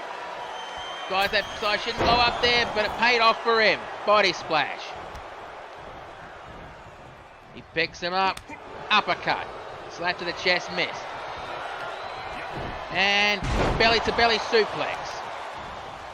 Slams his arm down to the mat. And I think he's working on the strategy that Antonio did earlier, working on Ragnarok's arm. But I don't think the injuries would have happened because, well, Bush Ranger, body splash, actually requested from Magic Mare a whole bunch of healing potions. So he wants these wrestlers at their best in these matches. And a nerve hold. Not a submission hold, it's more of a wear you down hold. Missed, and it looked like he was going for an uppercut, but got cut off into the belly-to-belly suplex. And Ragnarök powers up, got powered up. And elevator right to hell. And Biggs looks like he's going to try to nail Ragnarök with a gut-wrench powerbomb. And Smalley Biggs is going to the top rope. Elbow drop missed. And kick to the midsection, DDT. And he got up like he didn't even feel it. Kick to the midsection. Looked like he was going for a DDT, but ended up eating a back body drop instead. Slap to the chest. And, well, over the shoulder takedown. Picks him up. And going for the punching combinations. And headbutt. Stomp, missed. And knee to the gut. And club to the back. And another club to the back, between the shoulder blades this time. Looked like Ragnarök wanted to go for a side Russian leg sweep, but Biggs cut him off.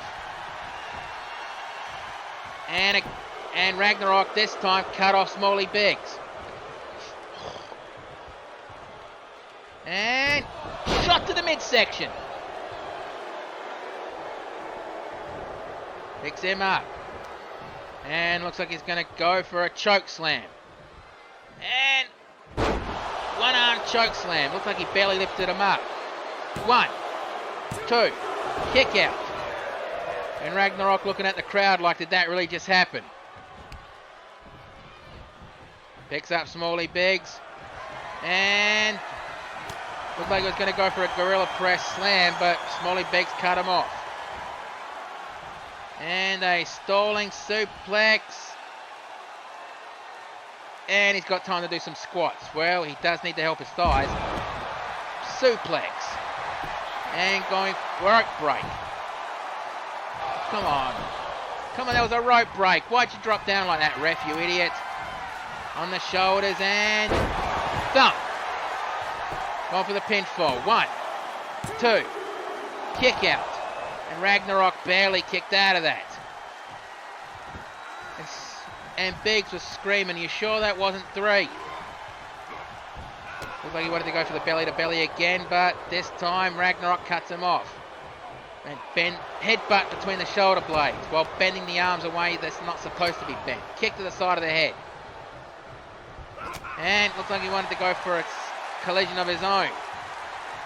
And, oh, reversed. Into a power slam. And Ragnarök is going to try to drag Smalley away from the ropes. It looked like he was struggling a little bit. Going for the pinfall. One. Kick out on one.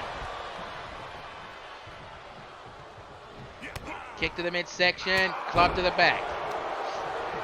Ragnarök picks him up. And looks like he's going to try to... Well, doesn't matter because Smalley begs, gets out of it. And Irish whip to the ropes. Collision. And Ragnarök has Smalley by his neck. And one-arm choke slam. And Ragnarök going into the corner. He's measuring up Smalley. And he was going for a spear, but Smalley Big saw it coming and rose a knee.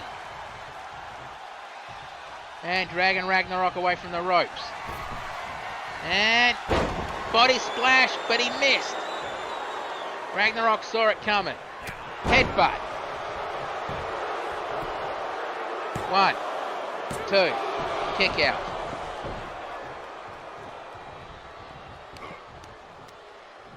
And knee strike. Stomp on the ankle. Slams him down. And what is Ragnarök doing? Looks like he's going to the top rope. And he's telling Smalley to get up onto his feet. Elbow strike, he missed. And looks like Smalley, never mind, roller into a sunset flip. 1, 2, kick out. That could have been twice tonight. Ragnarök won with a surprise roller. Stomp on the arm. And Ragnarök going into the corner. He missed it before. Will he miss it this time? Spear! I think Ragnarök screamed, that's it. And dragging Biggs away from the ropes. And goes straight for the pinfall. Ref in position. 1, 2, 3, that's it. Bloody hell, that was a hell of a match.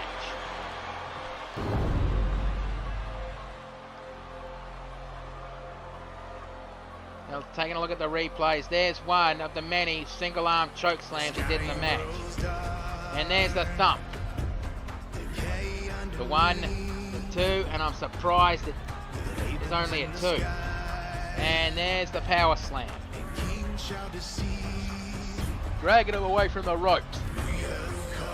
Let's see how close this was. 1 was only a 1 count. And again, another single-arm choke slam. Shows the strength that he has. Telling Biggs to get up onto his feet right there. The elbow drop, but he missed. And the surprise sunset flip. I'm surprised the ref didn't call rope break. They were very close to the ropes. So let's get the official word.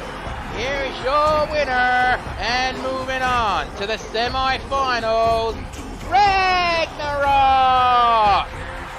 And I guess now we are guaranteed to have at least one Chroma City guy in the grand final match for the Super Heavyweight Championship.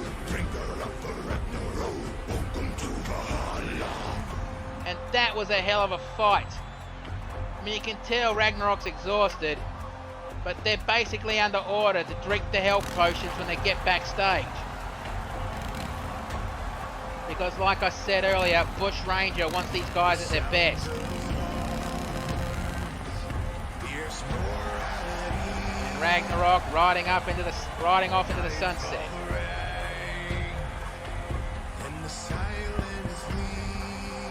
Rising his arm, saying he's going to win tonight.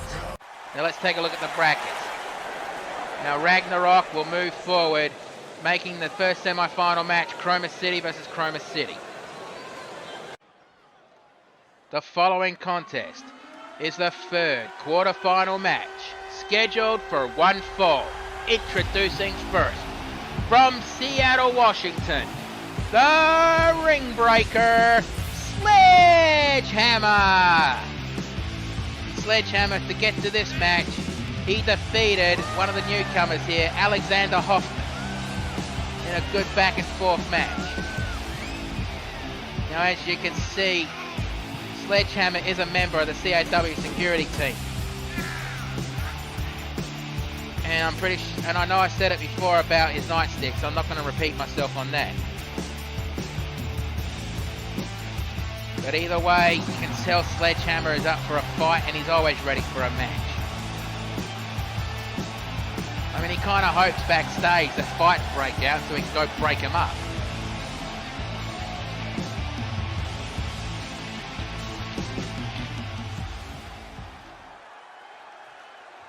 Okay, now introducing his opponent. On the edge of the crater, like the prophets once said, and the ashes Who is taking his sweet ass time getting to the ring. are all cold now, no more bullets, and the embers are dead. From the Armageddon, he is the post-apocalyptic bounty hunter, the Wastelander! And Wastelander, to get to this match, he defeated the Orcish war boss, Grak Suncrusher, in a very brutal match. I have no idea if Grak's actually got a respect for, well, in his words, this human. But I ain't going anywhere near him to find out.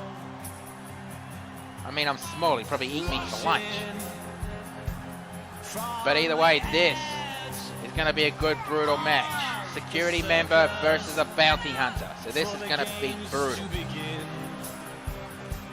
And the Wastelander did get annoyed that Luke Hazard didn't make it. But what can you do? Not everyone can make it to the semi-finals. We started off at 16, now we're down to 8. Well, we're down to 8. 2 matches already happened.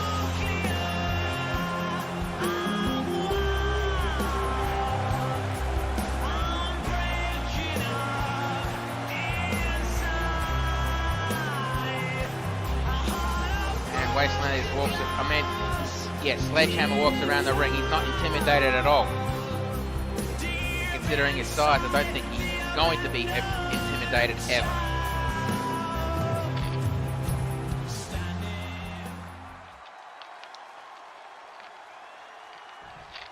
Okay, Sledgehammer's ready. Wastelander's ready. Right, ref, ring the bell. Let's do it.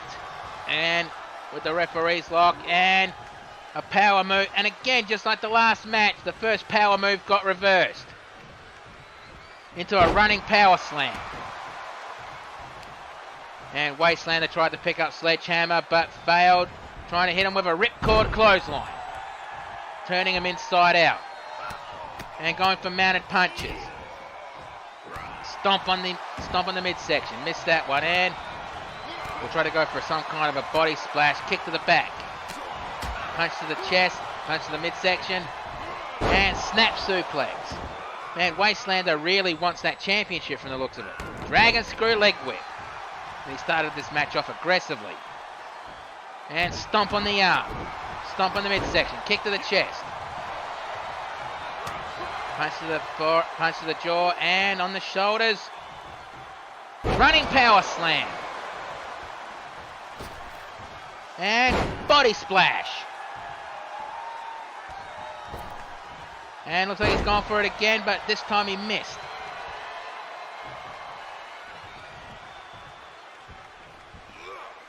And up on the shoulders, elbow strike. Second elbow strike. Another elbow strike. Core and slap to the face. And, face buster. I think the mask that Wastelander's wearing did protect him mostly.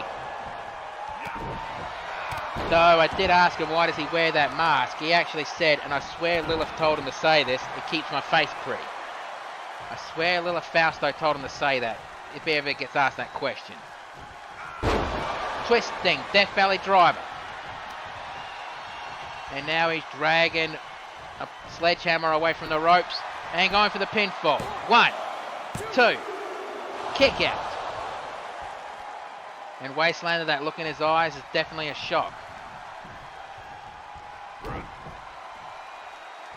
Picks him up and big boot to the side of the face. Stomp on the arm. And curb stomp, but it got reversed into a cutter. And bloody hell, that was spectacular as all hell. Irish whip, he didn't go over the top rope, he stopped himself. Knee strike, second knee strike. Dropped him down. And Sledgehammer picks up the Wastelander, slap to the face. And ripcord knee. Going for the pinfall. 1, 2, kick out. And Sledgehammer is surprised at that one. And Sledgehammer picks up the Wastelander and high angle spine buster. Picking him up. And he eats a jawbreaker. Shot to the ribs. Irish whip. And what's Wastelander? He's going for a knee strikes. Several knee strikes. Stomp to the chest and kick to the jaw. Get him off. And Sledgehammer dragged to the ropes. Shot to the ribs. And what's Wastelander doing? And going for knee strikes to the forehead. And what's the Wastelander going to do now? And big boot and knocks Wastelander and locks him out of the ring.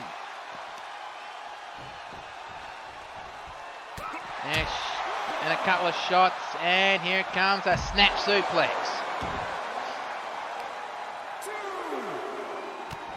Stomp to the head. Second stomp to the head. Another stomp to the head. Picks him up. Kick to the side of the head. And gone for several. And the ref's telling them both to get back in the ring. If this match ends in a tie, then whoever wins the next match is going to be skipping. You know, buys. And Wastelander stretching the fingers back. And double knee driver.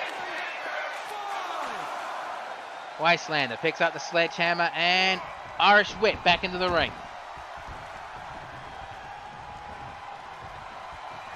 Kick to the midsection and looks like the Wastelander is thinking he's going to drop the nuke. And drops the nuke, he does. Is this going to be enough? Goes to the pinfall. 1, 2. Kick out. Bloody hell, how close was that? And Wastelander, well, he said that should have been free, then went back to it. Elbow strike, second elbow strike, and a third elbow strike. Shot to the ribs. And what's good for the goose is good for the gander. Sky high side slam. And goes for the pinfall. 1, 2. Kick out. And the sledgehammer looks shocked in his face. Picks him up. And step back, kick to the back of the knee. Club to the back. Kick to the midsection. And, well, suplex into a toss. Picks him up. Goes for several shots to the ribs. And overhead punch. Bloody hell, he tossed him across the ring. Body splash. And goes for it again. And a stomp on the arm for good measure. Another stomp on the arm. And a third body splash. And now he's dragging Wastelander away from the ropes. Looks like he wants to go for the pinfall. Well, he's struggling to move the Wastelander. Drops down for the pin. 1, 2. Kick out. And Sledgehammer not missing a beat. He picks up the Wastelander and snap suplex. Stomp to the midsection, kick to the chest. And picks up Wastelander, but eats up Jawbreaker for his trouble. And high knee strike. And I think Sledgehammer might be bleeding under his mask. Stomp to the, and a couple of stomps to his ribs. Kick to the face.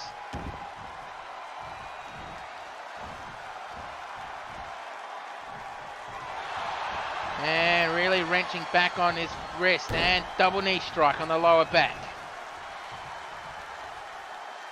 And I think Wastelander reversed the reverse. Knee strike. Looks like he was going for a discus lariat. But Sledgehammer with a ripcord knee. And goes for the pinfall. 1, 2. Kick out. And Sledgehammer showing a bit of frustration right there. He picks up Wastelander and running power slam. And German suplex released. And it looks like Wastelander has gone for a chin lock. He's really wrenching back and oh, bloody hell, the pain. And I think Wastelander just said, I quit. He tapped out. Well, if he couldn't pin him, he'll make him quit. Bloody hell, that's it. We've got to have a look at the replays of that match, because that match was back and forth, brutality at its finest. High angle spine buster. And there's the drop the nuke. The 1, 2, kick out. And the high angle spine buster. And the ripcord knee. I thought that would have been it, but it wasn't. And some of the crowd was in the way of that one. Well, in that camera angle at least. But let's get the official word. Here's your winner. And moving on to the semi-finals. The ring breaker, Sledgehammer. Yeah, well, he definitely earned that one. And I can see the blood trickling from under his mask. He's definitely going to need that healing potion when he gets back. Now let's take a look at the brackets. Now updated. Now as we see, Sledgehammer moves on. Now who's going to be taking on Sledgehammer in the next round? Let's find out. The following contest is the final quarter-final match, scheduled for one fall. Introducing first.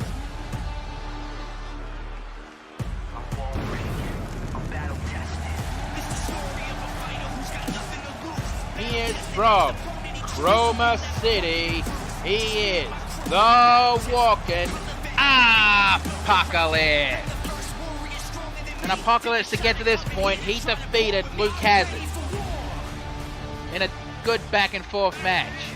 But now he has to go through someone who is well built Tonka tough. And Apocalypse, I believe I said it before, he actually is the current holder of XPWL's Grab for Glory briefcase. Means he has a guaranteed title match anytime, any place he wants. But tonight, he has a chance to make history of being the first CAW Super Heavyweight Champion. Let's see if he can do it. And his opponent.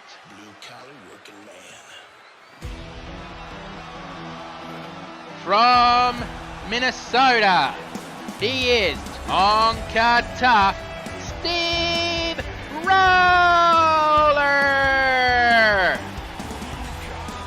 And Steve Roller, you can see he is excited for this match. To get to this match, he defeated the newcomer Oblivion in a really, really good match. Now Oblivion has a lot of potential, but technically he's still a rookie, so rookies will make rookie mistakes.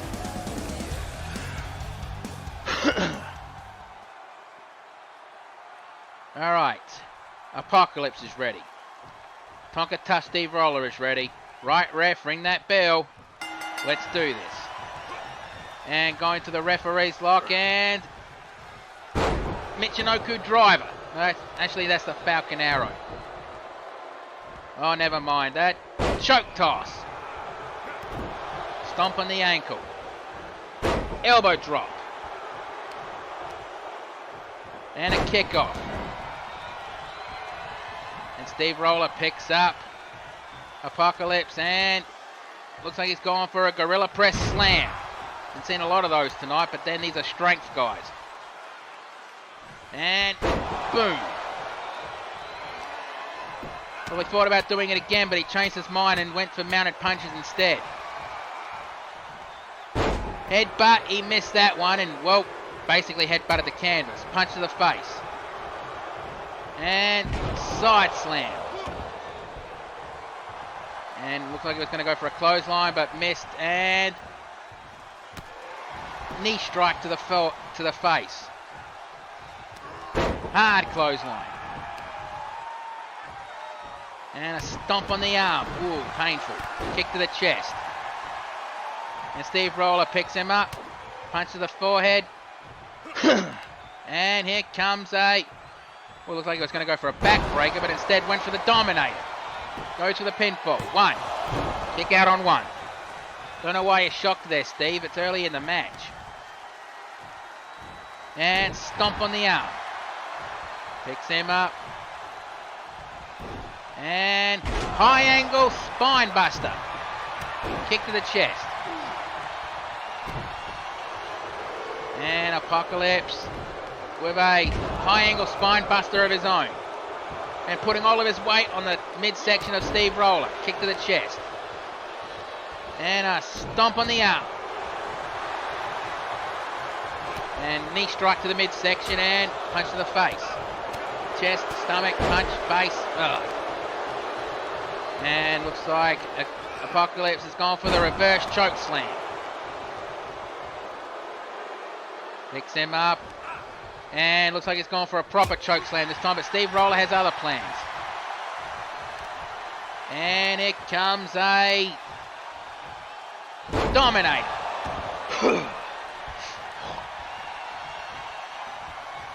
And grabbed him and Irish whip to the turnbuckles. And Voodoo's going to go for a body splash, but I guess not. Irish whip and body splash. And now he's in the position. Steve Roller warming up the engines. Sound the horn. Here comes the worm. The caterpillar, I meant. Elbow drop. Worm's a different guy. And Roller pulling Apocalypse away from the ropes. Gone for the pinfall. 1, 2. Kick out. And Steve's surprised, saying that should have been 3. He picks him up, and here comes... Nope, reversed. Shoved him off. And high angle spine buster.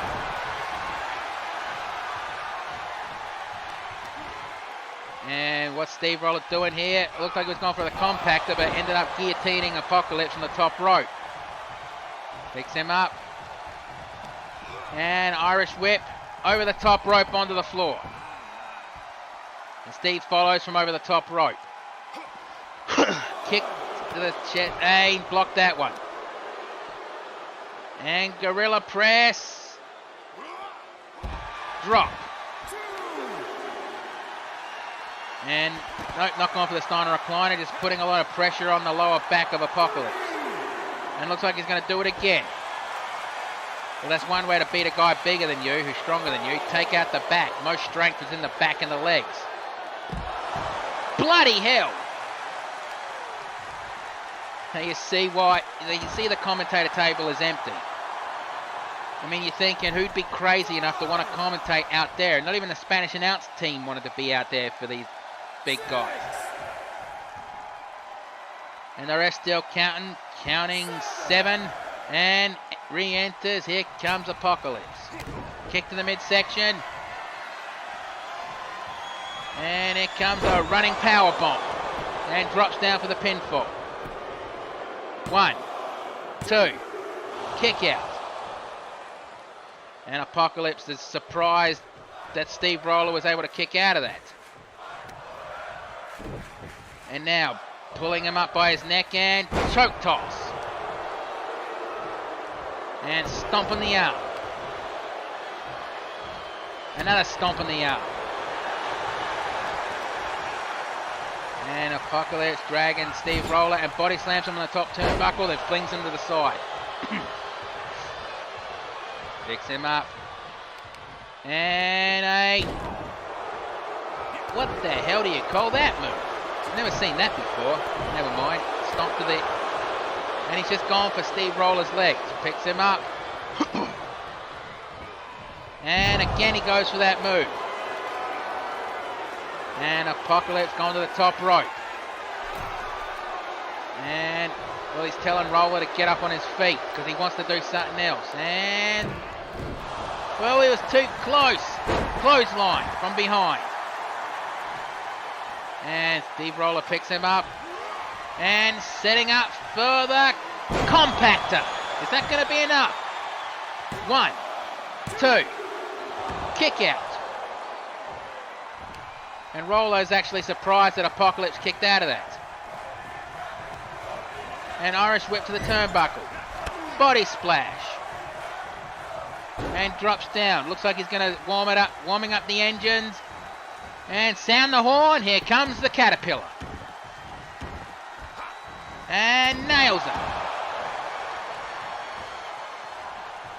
That didn't go for the pinfall then because he felt like he's not ready for it. Punch to the face and punch to the nose. Punch to the midsection.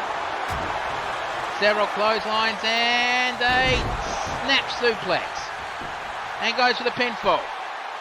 1, 2, 3, that's it. Bloody hell, that was a match. And Steve Roller looks absolutely exhausted. You can see it in his face right now.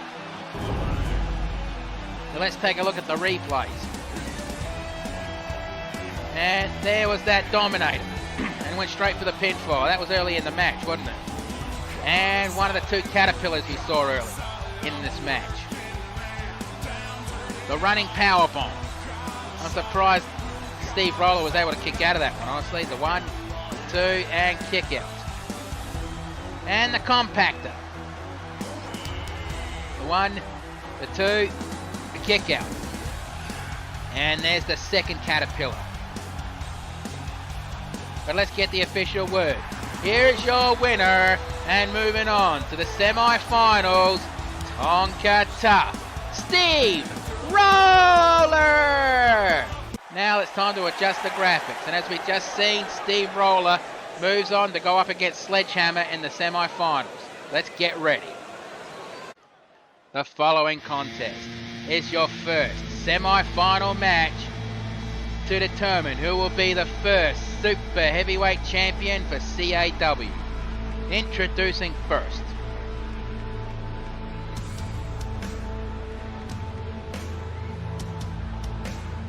And as we saw earlier tonight, this man, he defeated Elias Burkholder and just defeated Colossus to get here. From Chroma City, he is Walking Armageddon, the ultimate hardcore. Also wants to be known as the King of the Super Heavyweights. This is Violence! And pretty much we are guaranteed to have one Chroma City guy in the grand final match. Who is it going to be? Is it going to be Violence or is it going to be Ragnarök? But either way, these two are no strangers to each other. And the wars, oh boy, the bloody wars they've gone through.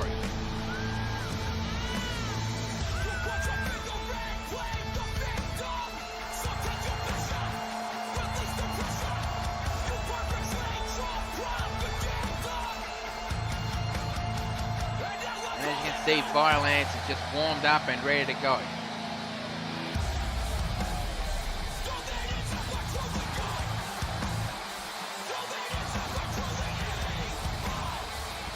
Going to have to be because, well, considering who his opponent is. And bugger me, he's still intimidating with that look in his eyes under that mask.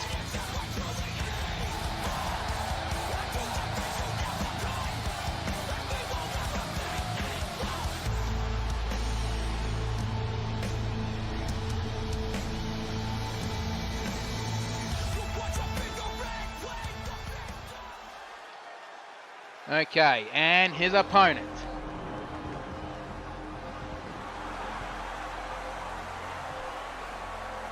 He is also from Chroma City. Everything will end. Ragnarök! And as you can see, Ragnarök in his own right is ready for battle. And he's going to have to, and he will have to be, because to get here, he had to beat Antonio Ortiz and Smalley Biggs to get here.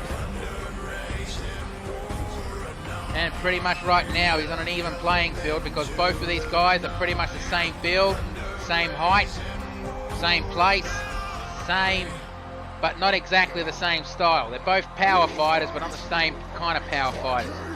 You'll see in a few minutes when this match starts.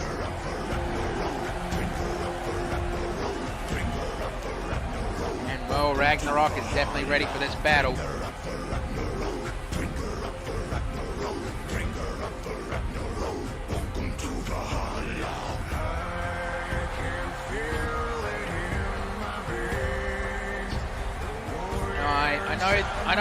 I know that these two have had a one-on-one match in CAW Thursday Night Anarchy, but for the life of me, I can't remember who won. I'm pretty sure it was Violence last time. Don't quote me on that, because anything that night was a blur. Alcohol, you're my best friend. And ref, ring the bell. Let's do this. And Violence picks up Ragnarök and body slams him in the top turnbuckle and flings him to the side. And choking out Ragnarök. And stomp to the arm, stomp to the chest, kick to the chest.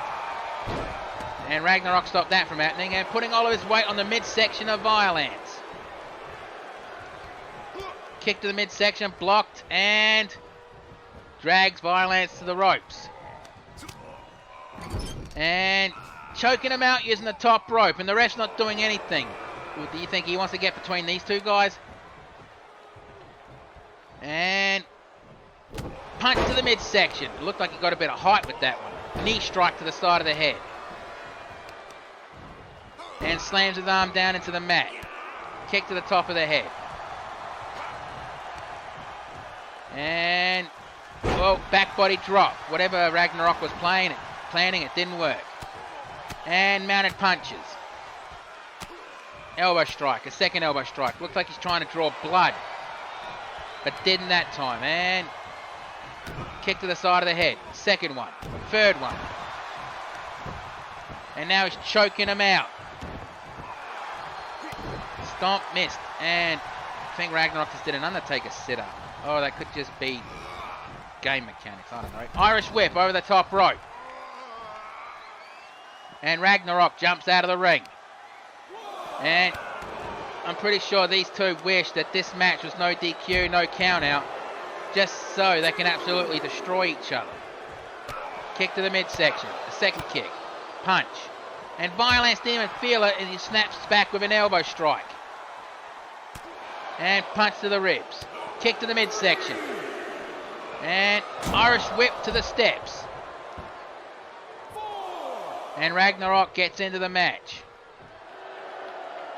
He's basically screaming at Violence to get back in the ring because he wants the match to end in the ring. He doesn't want it to end on a count out. In fact, he jumps out and breaks the count. And looks like he was going to go for a choke slam, but Violence with a headbutt. And look, what's he going to do here? And a power bomb on the mat. Oh, fucking hell. There was authority beyond that one. And fake out DDT. Violence picks up Ragnarök, and Violence goes into the ring. And now he's waiting for Ragnarök to get back in. Ragnarök shakes out the cobwebs and quickly gets back in. And Ragnarök dragging Violence. Elbow strikes. It doesn't matter. A few elbow strikes, he lets go. On the shoulders. Leaping F5. That's what got him to this match. Is it going to happen? No, he didn't go for the pinfall. I don't think he's done. Slap to the chest. Caught, knee strike. Hard clothesline. Ducked. And knee strike. Whatever he was planning got blocked off on that one. Stomp, missed. And Ragnarök with a standing release suplex. And Ragnarök going to the top rope. And no water in the pool. Picks him up. And a high angle spine buster. He goes for the pinfall. 1, 2, kick out. And Violence not complaining. I think he wanted Ragnarök to kick out of that because he wanted to keep fighting. I swear the people from Chroma City just want to fight. No excuse, they just want to fight. Oliver's weight on the chest and kick core and dragon screw leg whip. And going for that armbar and really wrenching down on the arms. Punch, second punch, third punch, and forces them to let go. And hard clothesline. He picks up Violence and knee strike.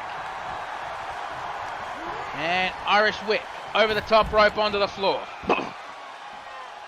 Man, really put a lot of force into that one. And punch to the midsection. I have no idea what the hell Violence was setting up for it. He's just stood on Ragnarok's fingers and stomped him in the side of the face. And now gone for an armbar. And I have no idea what happens if a semi-final match ends in a tie. Does that mean the next semi-final match would be the grand final? I don't know. Punch to the side of the head and back elbow strike. And knee to the midsection. And he's got Violence by his throat. Punch to the midsection. Man, he made Violence lift up a few feet off the ground with that one. And Violence back in the ring. And Ragnarök got his attention. And Violence going back outside. Well, Irish whip. And tripped over thin air from the looks of it. Or maybe there was a tear in the mat. I don't know. Knee strike.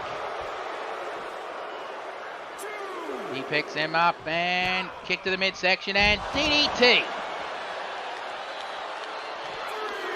And slap core and snap suplex on the ring mats outside.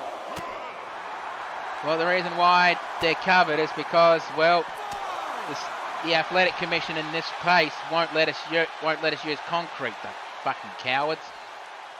And powerbomb. Picks him up and Irish whip into the ring steps. And ref count 7. And again, Ragnarök is screaming that he wants to end the match in the ring, and he broke the count. And gut-wrench suplex. Knee strike to the side of the head. And went for another one. Third one. Man, these two are really going at each other really violently in this match. Could you imagine if this was the grand final match and the title was on the line? This is just to get into the match. And Ragnarök quickly gets back into the ring while Violence shakes off the cobwebs. And Ragnarok's jumping out of the ring again. And Irish whip into the ring steps. Violence back into the ring. And now he's screaming at Ragnarök to get back in the ring. And I wish these two would actually make up their minds, stay in the ring, stay out of the mat. And Ace powerbomb and holds the pinfall. 1, 2, 3, that's it. Bloody hell, those two were trying to destroy each other, I swear. Let's take a look at the replays and see if I'm right. And there was that jump, that leaping F5. And the first powerbomb. And he grips and he bridges for the pinfall. Ragnarök kicked out with that one. And there's the last one that happened. The 1, the 2, and the 3. Now let's get the official word. Here's your winner, and moving on to the grand final, Violence! And bloody hell, Violence, he definitely is wearing the scars of that match. Well, at least he's got two matches to take a break. Let's take a look at the brackets.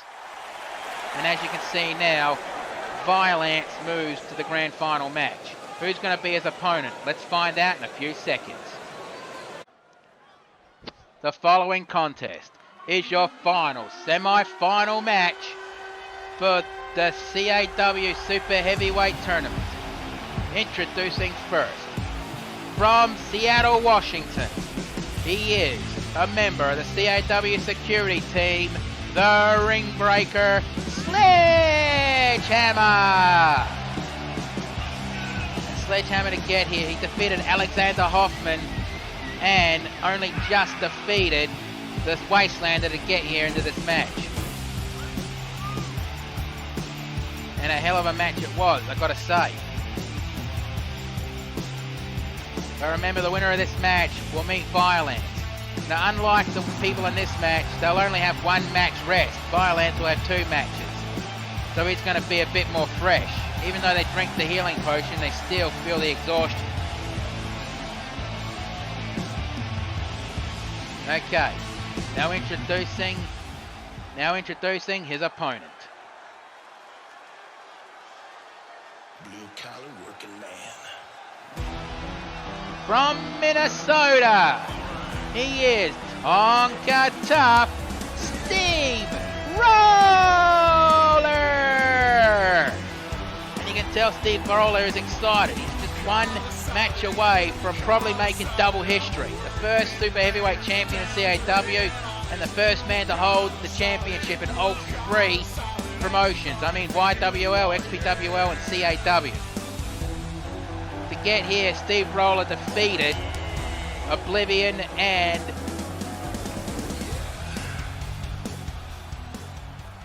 he also defeated Apocalypse to get here. Well, he's got a tall order ahead of him, and both men are ready. Okay, ref, ring the bell, start the match. Let's do this. And there's definitely a size difference. Sledgehammer is taller of the 2, but they both look well built. And try to go for an uppercut, but he missed that one. And on the shoulders, elbow strike, second elbow strike, and a third elbow strike. And capture, suplex, capture, T-bone suplex. And gone for mounted punches. I'm actually glad that those healing potions actually healed the wounds that was on the forehead of Sledgehammer earlier. Elbow drop. Stomp and... well, looks like he's gone for another T-bone suplex. Nails it. And leg sweep takedown. Body splash, but he missed.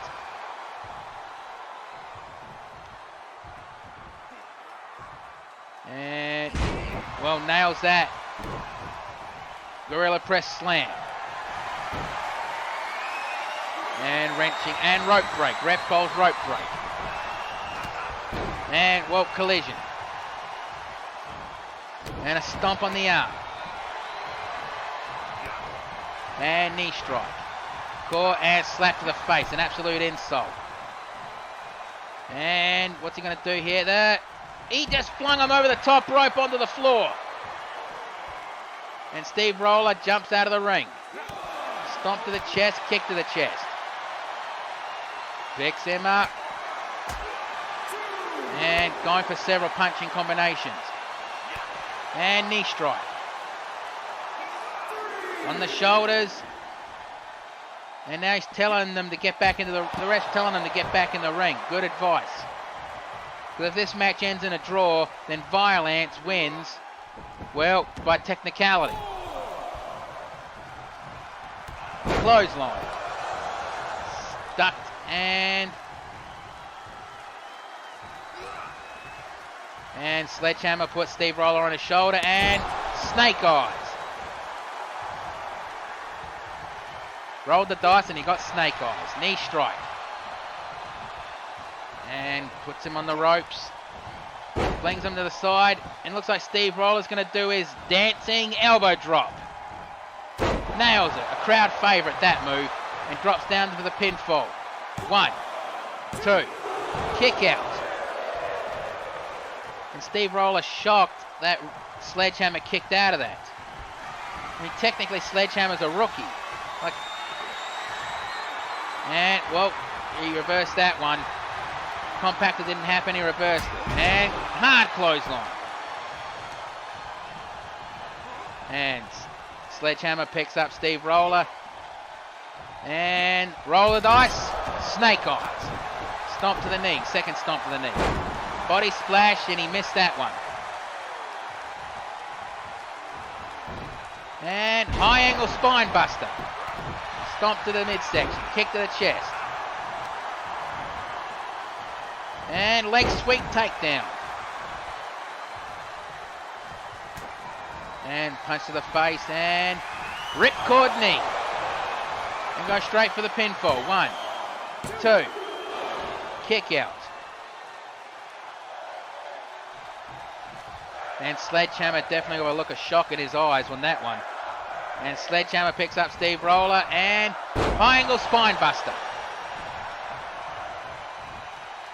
Well, he's deciding he's not going to go for the pinfall. And belly to belly suplex released. And Steve Roller Irish whip over the top rope. And guillotine on the top rope. And Sledgehammer quickly gets back in the ring, stomp and missed. Choke toss. Fucking hell, the strength of the Sledgehammer. Elbow strike. And another capture suplex and nails. Kick to the top of the head. Punch to the side of the head and reverse kick to the back of the knee. Back elbow strike. And what's Sledgehammer doing here? Roll the dice. Snake eyes. Body splash. Well, not holding the pin. That's a mistake right there. But Sledgehammer picks up Steve Roller. Punch to the ribs and... Whoa, bloody hell. He landed on his feet. Avalanche. Stomp on the arm. Another stomp on the arm. And double leg takedown and mounted punches.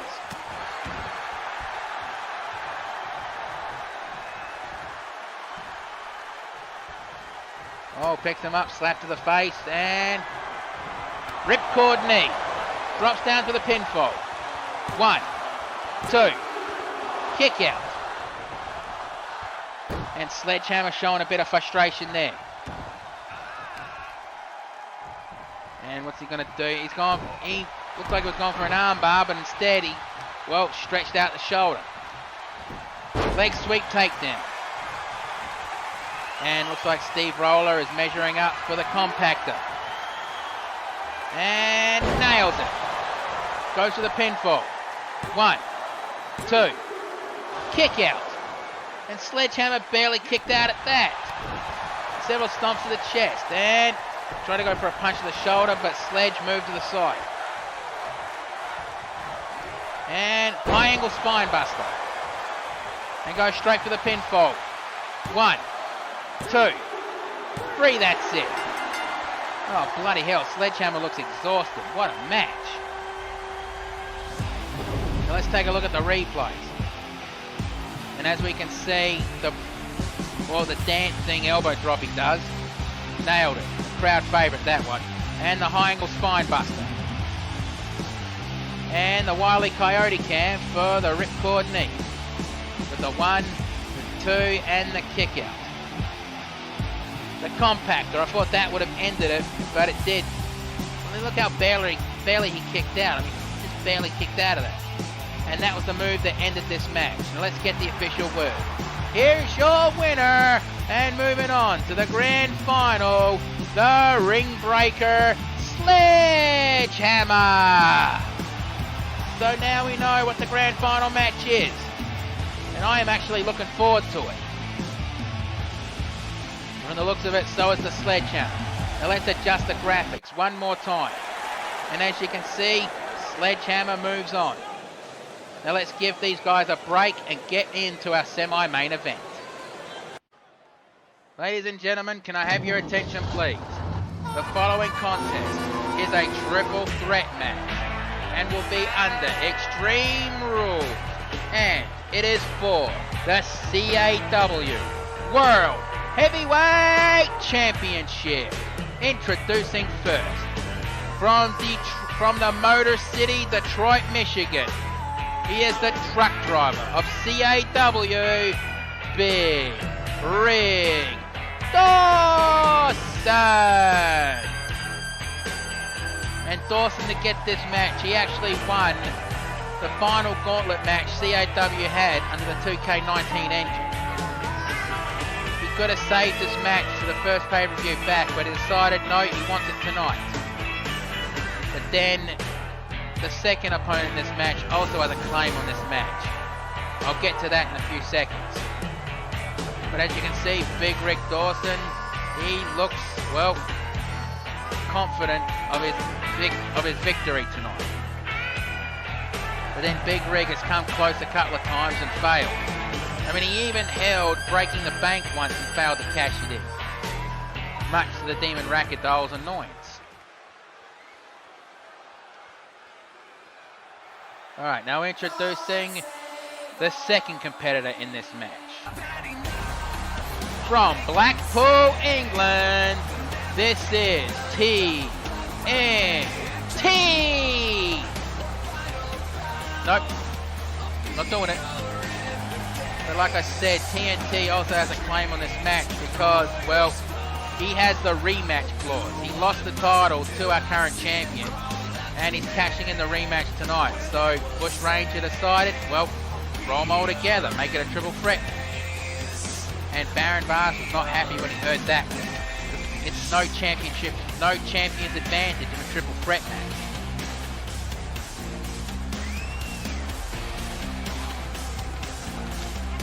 Sorry, I had to take a drink. Pepsi Max, he won't let me have alcohol on this table. And as you can see, TNT is primed, ready, and lit with a short fuse. Now, honestly, I think he's determined to have a match with me, but that's another story. And introducing the final competitor in this match.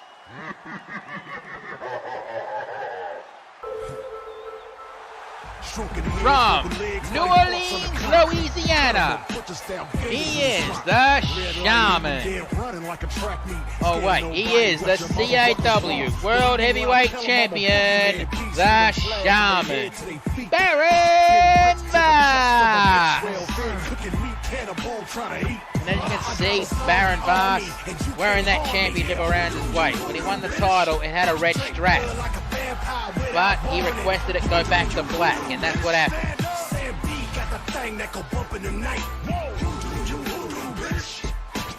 And I have no idea if that's a real skull that he took from one of his past victims or just a prop. But either way, that gives me the fucking creeps. Okay. And here comes and there's a better look at the CAW World Championship. A championship I've held, and it's a beautiful title. Alright. And here comes the championship ceremony. Throw the belt up, signifying the championship is on the line. Big Rig Dawson is ready. TNT is ready. And the Shaman, Baron Vars, is ready. Right, ref, ring the bell. Let's do this. And a reminder that this match has no countouts, no disqualifications, but decisions have to be in the ring. In triple threat matches, you basically have to keep your head on a swivel. As we can see, Baron Vars going right after Big Rig Dawson. And I have no idea what the hell TNT was doing, but... And Shaman with a compactor. And going straight after TNT with those clawed hands. I'm surprised he's actually allowed to wear those bloody things. Suplex. And he grabs elbow strike, second elbow strike, and a third elbow strike. And, well, he released himself from TNT's grip. Kick to the midsection. Chop. And Big Rig and TNT are fighting over who's going to do it something to Baron Vars. Caught and slash to the stomach. A rake to the eyes. And Irish whip over the top rope. And Baron Vars goes straight up to TNT, who was being cocky in the corner. Back elbow strike. And TNT Irish whip and slap to the chest. Looks like TNT has started to change targets. TNT is the smallest guy in this match, but you know what they say, it's not the size of the fight in the dog, it's the size of the, it's not the size of the dog in the fight, it's the size of the fight in the dog. And TNT, well, truly does prove that. Because I've seen him run at guys 3 times his size. He just has no fear and he cares less. Snake eyes, back elbow strike, kick to the midsection. Caught, DDT. And Big Rig jumping out of the ring. And looks like he's deciding to go for a toy. What's he going to grab? Snapmare takedown and drop kick to the side of the head. Sledgehammer. And TNT made him drop the sledgehammer. And back body drop over the top rope. And roll the dice, snake eyes. It looks like TNT's deciding he's going to go for a toy. He's gone for a steel chair. Kick to the midsection and... oh, bloody hell, a high angle razor's edge. And chair shot to the forehead. And another chair shot. And TNT's not dropping the chair or even throwing it out of the ring. Now he drops it. And he goes for the pinfall. 1, 2, kick out. And Shaman back in the ring. And now he's resting in the corner, letting TNT and Big Rig Dawson go at it. And TNT showing his joint manipulation tactics. Stomp to the lower back. Slap to the chest and hip toss takedown. And Dawson rolls out of the ring to catch a breather. Clothesline but blocked. And TNT fighting off and reverse. DDT. And TNT rolling under the ring. He's going for another toy. What's he going to grab? A kendo stick. And whacks Shaman between the eyes. A second one. Caught and got into the midsection. And Shaman hits him between the shoulder blades. Looks like he wanted to go for Dawson, but Dawson caught him, and before he even had a chance, and Irish whipped him into the ring post. And Irish whip into the ring steps. TNT putting Dawson on the back, on his front, and, well, knuckling the back of his head and stomp to the lower back. Whatever he was planning there, Dawson stopped him from even attempting it. Kick to the midsection. And Irish whip back in, no, not back in the ring. He blocked himself from that happening. And Irish whip puts Baron Vars back in the ring. Chair shot. And TNT just walked around the ring, so he didn't want to cop that chair shot, like Baron Vars just did between the eyes. And he rolls out of the ring to catch a breather. Irish whip. TNT just ties Big Rig Dawson to the Tree of Woe. Stomp to the chest. And looks like he's trying to choke him out. Stomp to the fuck. Use the sledgehammer on his knees. And up and guillotine. And then goes straight for Baron Vars, who slashes at his stomach, back elbow strike. Slash, slash. And TNT. Oh, I think he separated his fingers. That's painful to watch. Headbutt to the back of the head. And Baron Vars jumps out of the ring. He's going to try to grab a toy. What's he going to grab under there? A ladder. Man, it looks like everything's being pulled out from under the ring but the kitchen sink. Wait, someone check to see if there's a kitchen sink under there. And several punches and elbow strikes. And Dawson over the top rope, back into the ring. Quickly followed by the Shaman Baron Vars. He picks up a chair, and the Shaman stops him from doing it. And hard body slam. Kitchen sink knee. Well, there's the kitchen sink. And Dawson trying to get the crowd behind him. Well, Baron Vars is just systematically targeting the joints of TNT with those stomps. Overhead punch, back elbow strike, and backbreaker. Picks him up.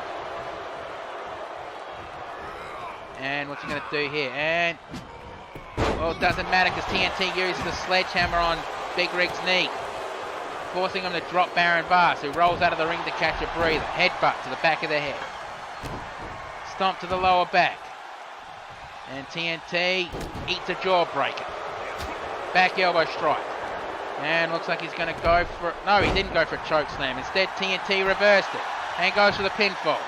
One. Kick out on one. And TNT cannot believe that. Baron Vars picks up the kendo stick. Kick to the midsection. And looks like he's dragging him.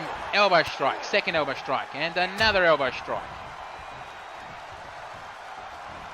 And double choke. TNT reverses to a hip with an arm drag takedown. Clothesline. And Dawson rolls out of the ring, catch a breather. And it looks like TNT has just lit the fuse. 1, 2, kick out. Stomp to the lower back. And overhead punch, back elbow strike. And overhead punch, slash to the chest. And looks like Big Rig Dawson has gone for another toy. A baseball bat. Seriously, how many weapons have been pulled out from under the ring in this match alone? And a shot to the head, shot to the midsection, and a shot to the back. It looks like he was going to do the same thing to TNT, but TNT blocked it off. And Shaman's trying to catch his breath because those 3 shots are painful. And Shaman rolls out of the ring to catch a breather. And TNT grabs his arm and starts kicking at the head. Headbutt to the shoulder blades. And TNT, try to separate Big Rig Dawson's fingers. Headbutt to the back. And calling for a pinfall. 1, 2, kick out. And TNT's shock looked on his face like he can't believe that Dawson kicked out of that. Looked like TNT was thinking about that baseball bat, but Dawson got up and stopped it. Guillotines on the top rope. And as we can see, Shaman starting to, stir out there. And stomp on the arm twice. Looks like he's going to go for it again. And Baron Vars targeting the ladder. And slides it into the ring. And it looks like Big Rig is measuring up for the jackknife powerbomb. And quickly broke up the pinfall. And Baron Vars with he couldn't do anything. The weight of Big Rig Dawson was just too much for the Shaman. Elbow drop. And club to the back. Picks up. No, he didn't pick up anything. And Irish whip to the turnbuckle. Slap to the chest. Blocked that one and kick to the midsection. Back elbow strike. Irish whipped over the top rope onto the floor. And elbow strike. And Irish whip. Back elbow strike. And a backbreaker. Still holding on for a second backbreaker. And he picks up the sledgehammer and tries to nail... Well, he didn't get all of Big Rig, but he did get TNT with that one. Body slam. Elbow drop. And elbow drop again. And looks like Shaman, he's thinking top rope. Yep, gone to the top rope. What's he going to do here? Well, he's telling TNT he wants him up on his feet, and TNT's getting up and double axe handle. Stomp, missed that one, and running knee strike. And gripped him and drags him down to the mat. And grinding his knuckles into the back of Barrett Bass's neck. Stomp to the lower back. Slap to the chest, elbow strike. Kick to the midsection, DDT. And Big Rig Dawson's been busted open. Kick to the back of the knee. And several shots. Well, Nurse Banshee, if it wasn't for the healing potions, well, she is earning her paycheck tonight, because the potions are only for the winners of the tournament. The other guys would have gone straight to the locker room to get checked over. Well, not locker room, the nurse's office. And Big Rig looked like he wanted to put his legs on the rope, but Shaman cut him off. And Shaman rolls out of the ring. There's only one type of weapon that's not being used, and there it is, the table. And that's every type of weapon that's in this match. And sunset flip, and oh, it cuts him off with that one. Overhead punch. And looks like TNT has just lit the... Wait, that's the stick of dynamite. One. Double axe handle. Kick to the midsection. And there it is. TNT lights the fuse. And now he's measuring up Big Rig Dawson. Looks like he wants to... Looks like he's going to nail him with the detonator. Going for the pinfall. Not even a one count before Baron Bass broke it up. Kick, caught, elbow drop. And dropping him down and grinding his knuckles into the back of the Shaman's neck. Stomp to the lower back. And TNT picks up the table but got cut off by Big Rig Dawson.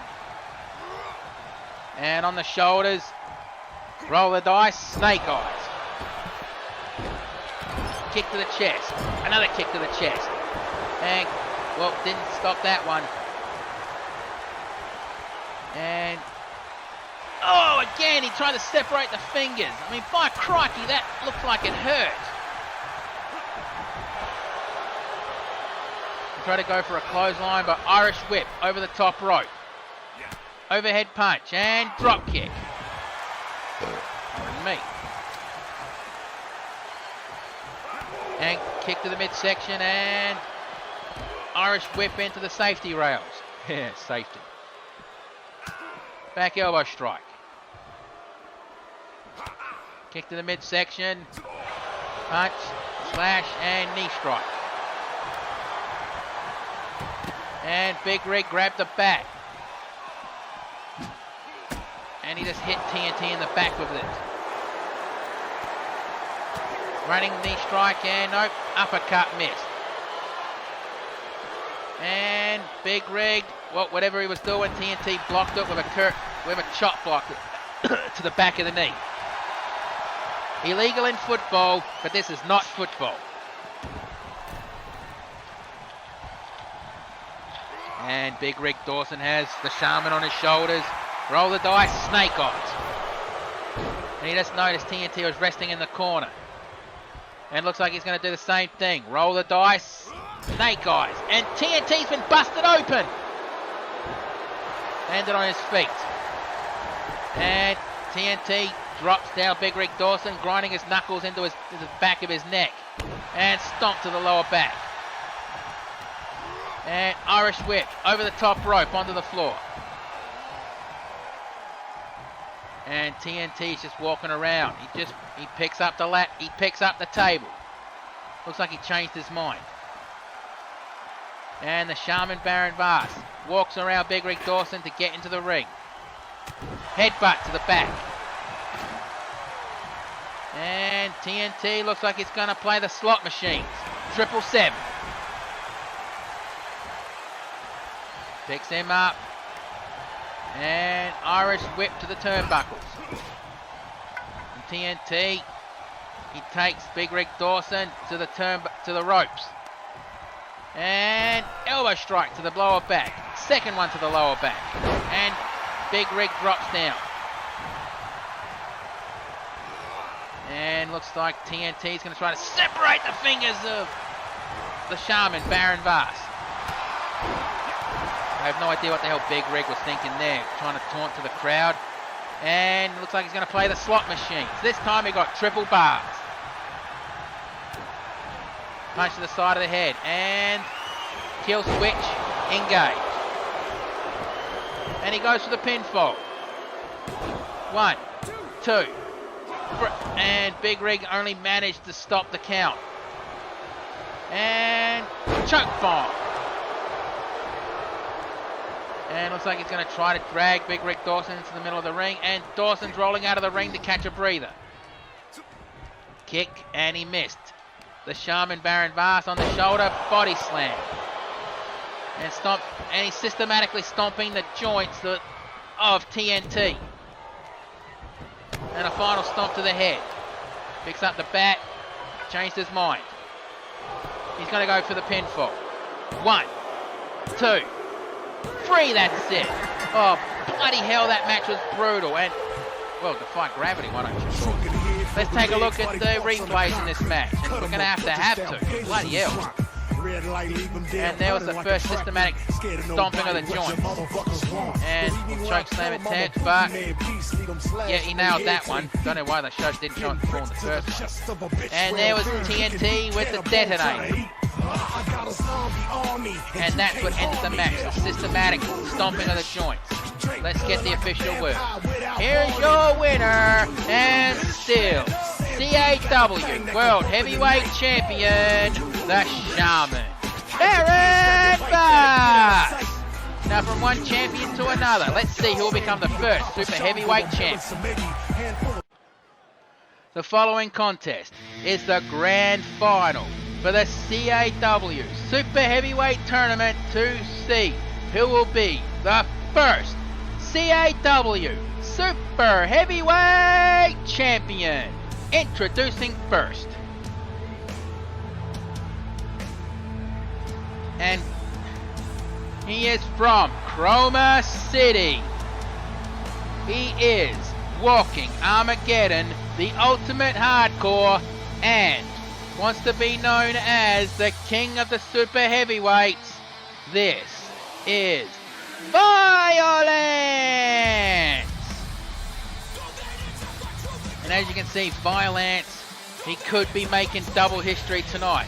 The first CAW Super Heavyweight Champion and the first man to hold the Super Heavyweight title in 3 different promotions. To get here, Violence defeated Elias Burkholder, Colossus, then Ragnarök, and now he just has a sledgehammer in his way. And I bet both of these wrestlers are glad they got that little rest watching that brutal match from before. Probably inspired them in this one, but the DQ and count-out rules are applying in this match.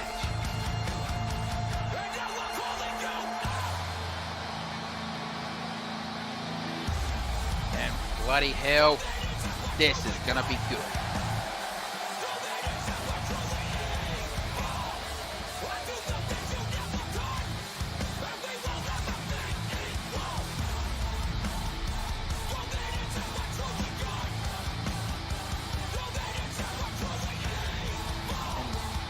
Still say that's very intimidating. He really knows how to intimidate his opponent. I'm not his opponent and I'm intimidated. I mean, maybe one day I'll give this guy a fight, see how long I'll last. And introducing his opponent.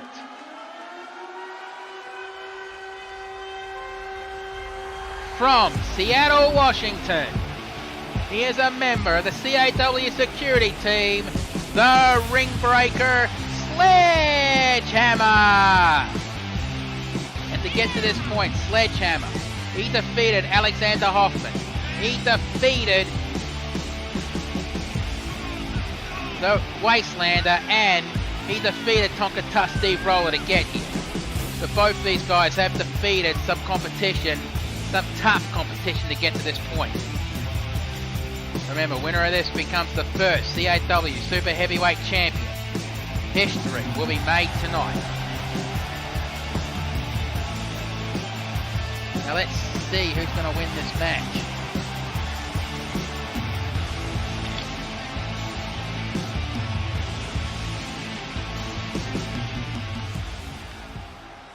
Okay. Now there's a better look at the CAW Super Heavyweight Championship belt. Alright. And now the ref will throw it in the air, signifying the championship is on the line. Violence is ready. Sledgehammer is ready. Right, ref, ring the bell. Let's do this. Slap to the chest. And a gut wrench powerbomb. Stomp to the knee, stomp to the stomach, kick to the chest. Picks him up and jawbreaker. And knee to the midsection. And sky high spine buster. Kick to the side of the head. And these two are coming at each other very fast and aggressive in this match. Sky high spine buster. And goes for the pinfall. One, not even a 1 count. I can't believe that he had that shocked look on his face. And going for the armbar. And sledgehammer, punch to the face, second, third. He just tried to make him let go. And Irish whip over the top rope onto the floor. Followed quickly by violence. Elbow drop, second elbow drop, third, fourth, fifth. And shoved off. And pulls him back, and sledgehammer picks up violence, and violence is just been body slammed on the safety rails. And sledgehammer gets back into the ring. He's basically screaming at violence to get back in the ring. He wants to end this match in the ring as the ref just counted 7. Sky high spine buster. Picks him up and looks like he's gone for a choke slam. And nails the choke slam. Goes for the pinfall. 1, 2, kick out. And violence with a shocked look, like he definitely can't believe that sledgehammer kicked out of that.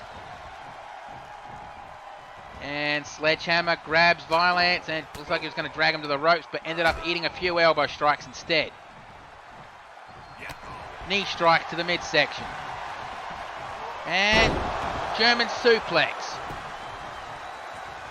Knee strike to the lower back. Stomp on the lower back. And sledgehammer, looks like he was going to go for a pinfall, but instead he goes for an armbar. I think he wants to make violence tap like he made the Wastelander tap earlier. And oh, bloody hell, he put a lot of strength into that one, but it looked like he felt it in his arm. Punch to the side, punch to the ribs, uppercut, clothesline. Stuck, and looks like they were both thinking the same thing, but violence picks up sledgehammer and body slam into the top rope and flings him to the side. And going for mounted punches. Elbow strike, second elbow strike. And going for several punches to the face. Stomp to the arm. And knee strike. And sledgehammer got up like he didn't even feel anything. Tried to go for an avalanche, but clothesline. Second clothesline. And tried to go for a big boot, but roundhouse and knocked his leg off. Well, knocked him off his feet. And goes for the pinfall. 1, 2. Kick out. Bloody hell, that was close. And violence is even thinking that was close. Like he just asked the ref, was that really 2? Kick to the side of the head. Body splash. And looks like he was going to go for it again, but violence moved out of the way. And knee strike. Slap to the chest. Up knee to the midsection. Elbow to the midsection, I mean. And roll the dice. Snake eyes. And I think sledgehammer's been busted open again. And choking the life out of the sledgehammer. Picks him up. And violence. Dragon. Sledgehammer to the ropes. Back elbow strike. Punch to the ribs. Another punch to the ribs. And he just tosses them across the ring. And double A spine buster. And he just dragged Violence by his leg. That would have put a lot more pressure on his leg than his body. Hip toss takedown. And Sledgehammer dragging Violence away from the ropes. And going for the pinfall. 1, 2, kick out. And Sledge has a surprised look on his face. Well, what we can see of his face under that mask. And looks like he's going to go for his rip. Note. Violence broke out of it. Elbow strike. And roll the dice. Snake eyes. And Violence picks up Sledgehammer. And note, headbutt. And on the shoulders. And power bomb on the outside. Bloody hell, there was some force and strength in that one. And kick to the back of the knee. Picks him up. And what's Sledgehammer going to do? And release. Suplex. Picks him up. And hip toss takedown. I don't think the ref is bothering to count because he really wants there to be a proper winner in this match. No, he has to count. Knee to the lower back.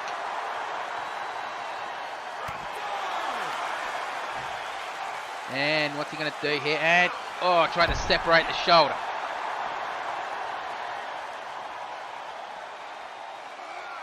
And running power slam. Picks him up. And choke toss across the ring.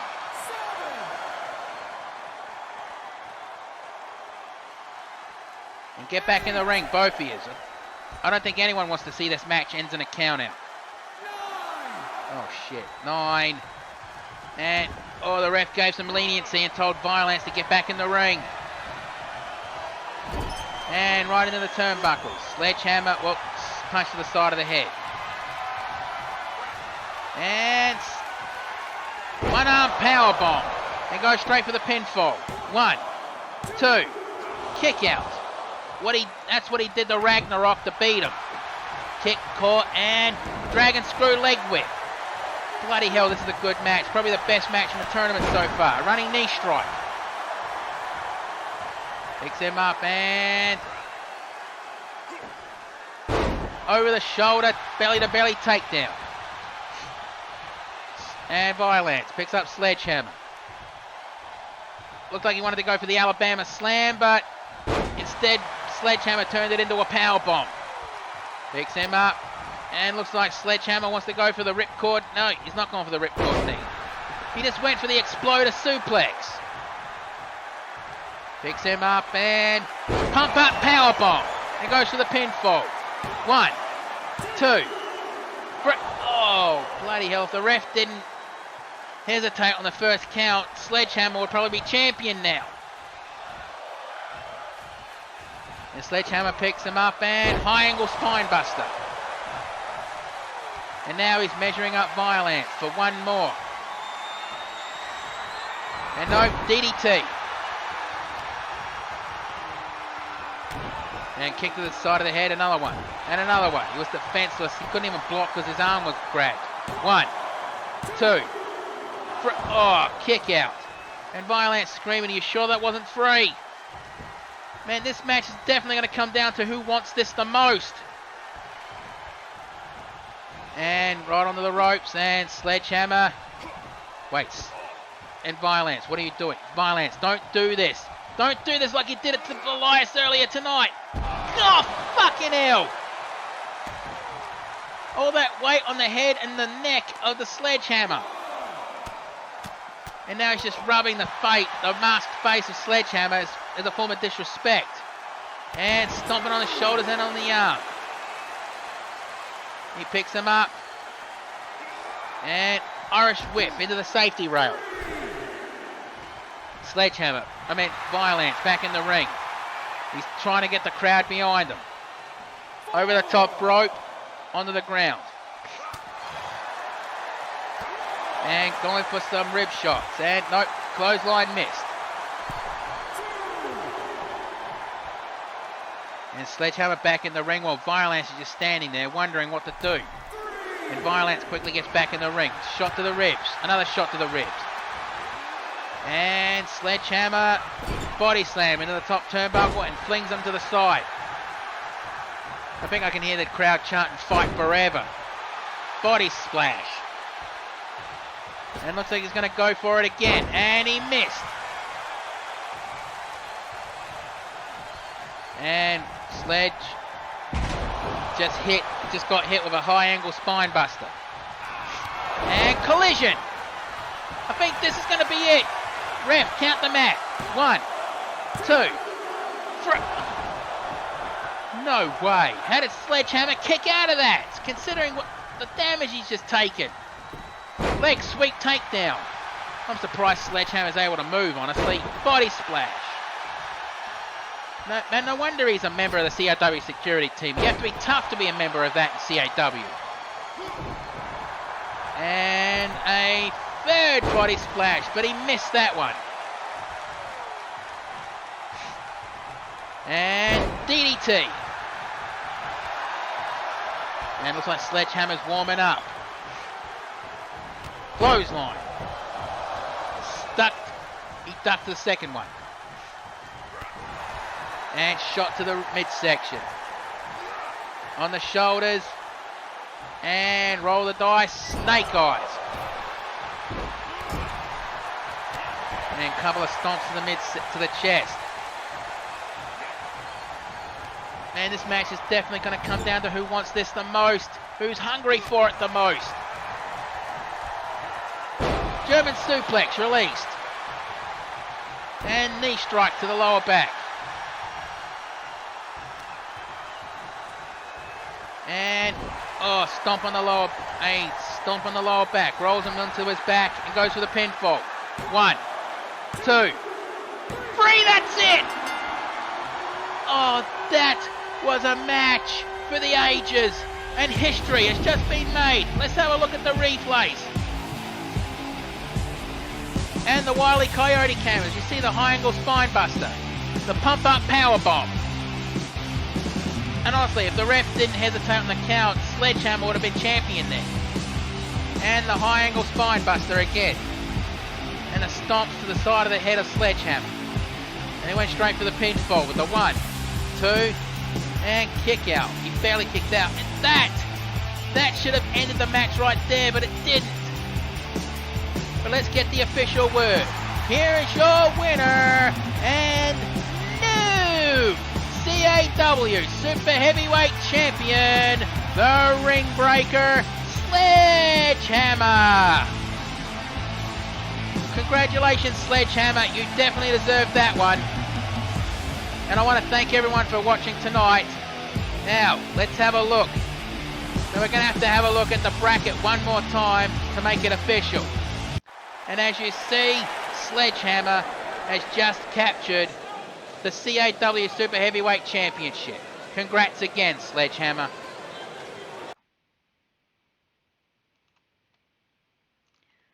This has been a wrestling-based fan production. 2K Sports, WWE, WCW, ECW, Impact Wrestling, ROH, AEW, and various other promotions are not affiliated with CAW.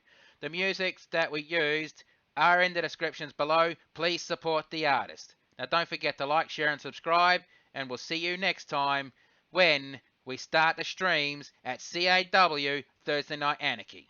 You don't have to go home, but you can't stay here. Have yourselves a good one, and be safe in the world, no matter where you happen to be.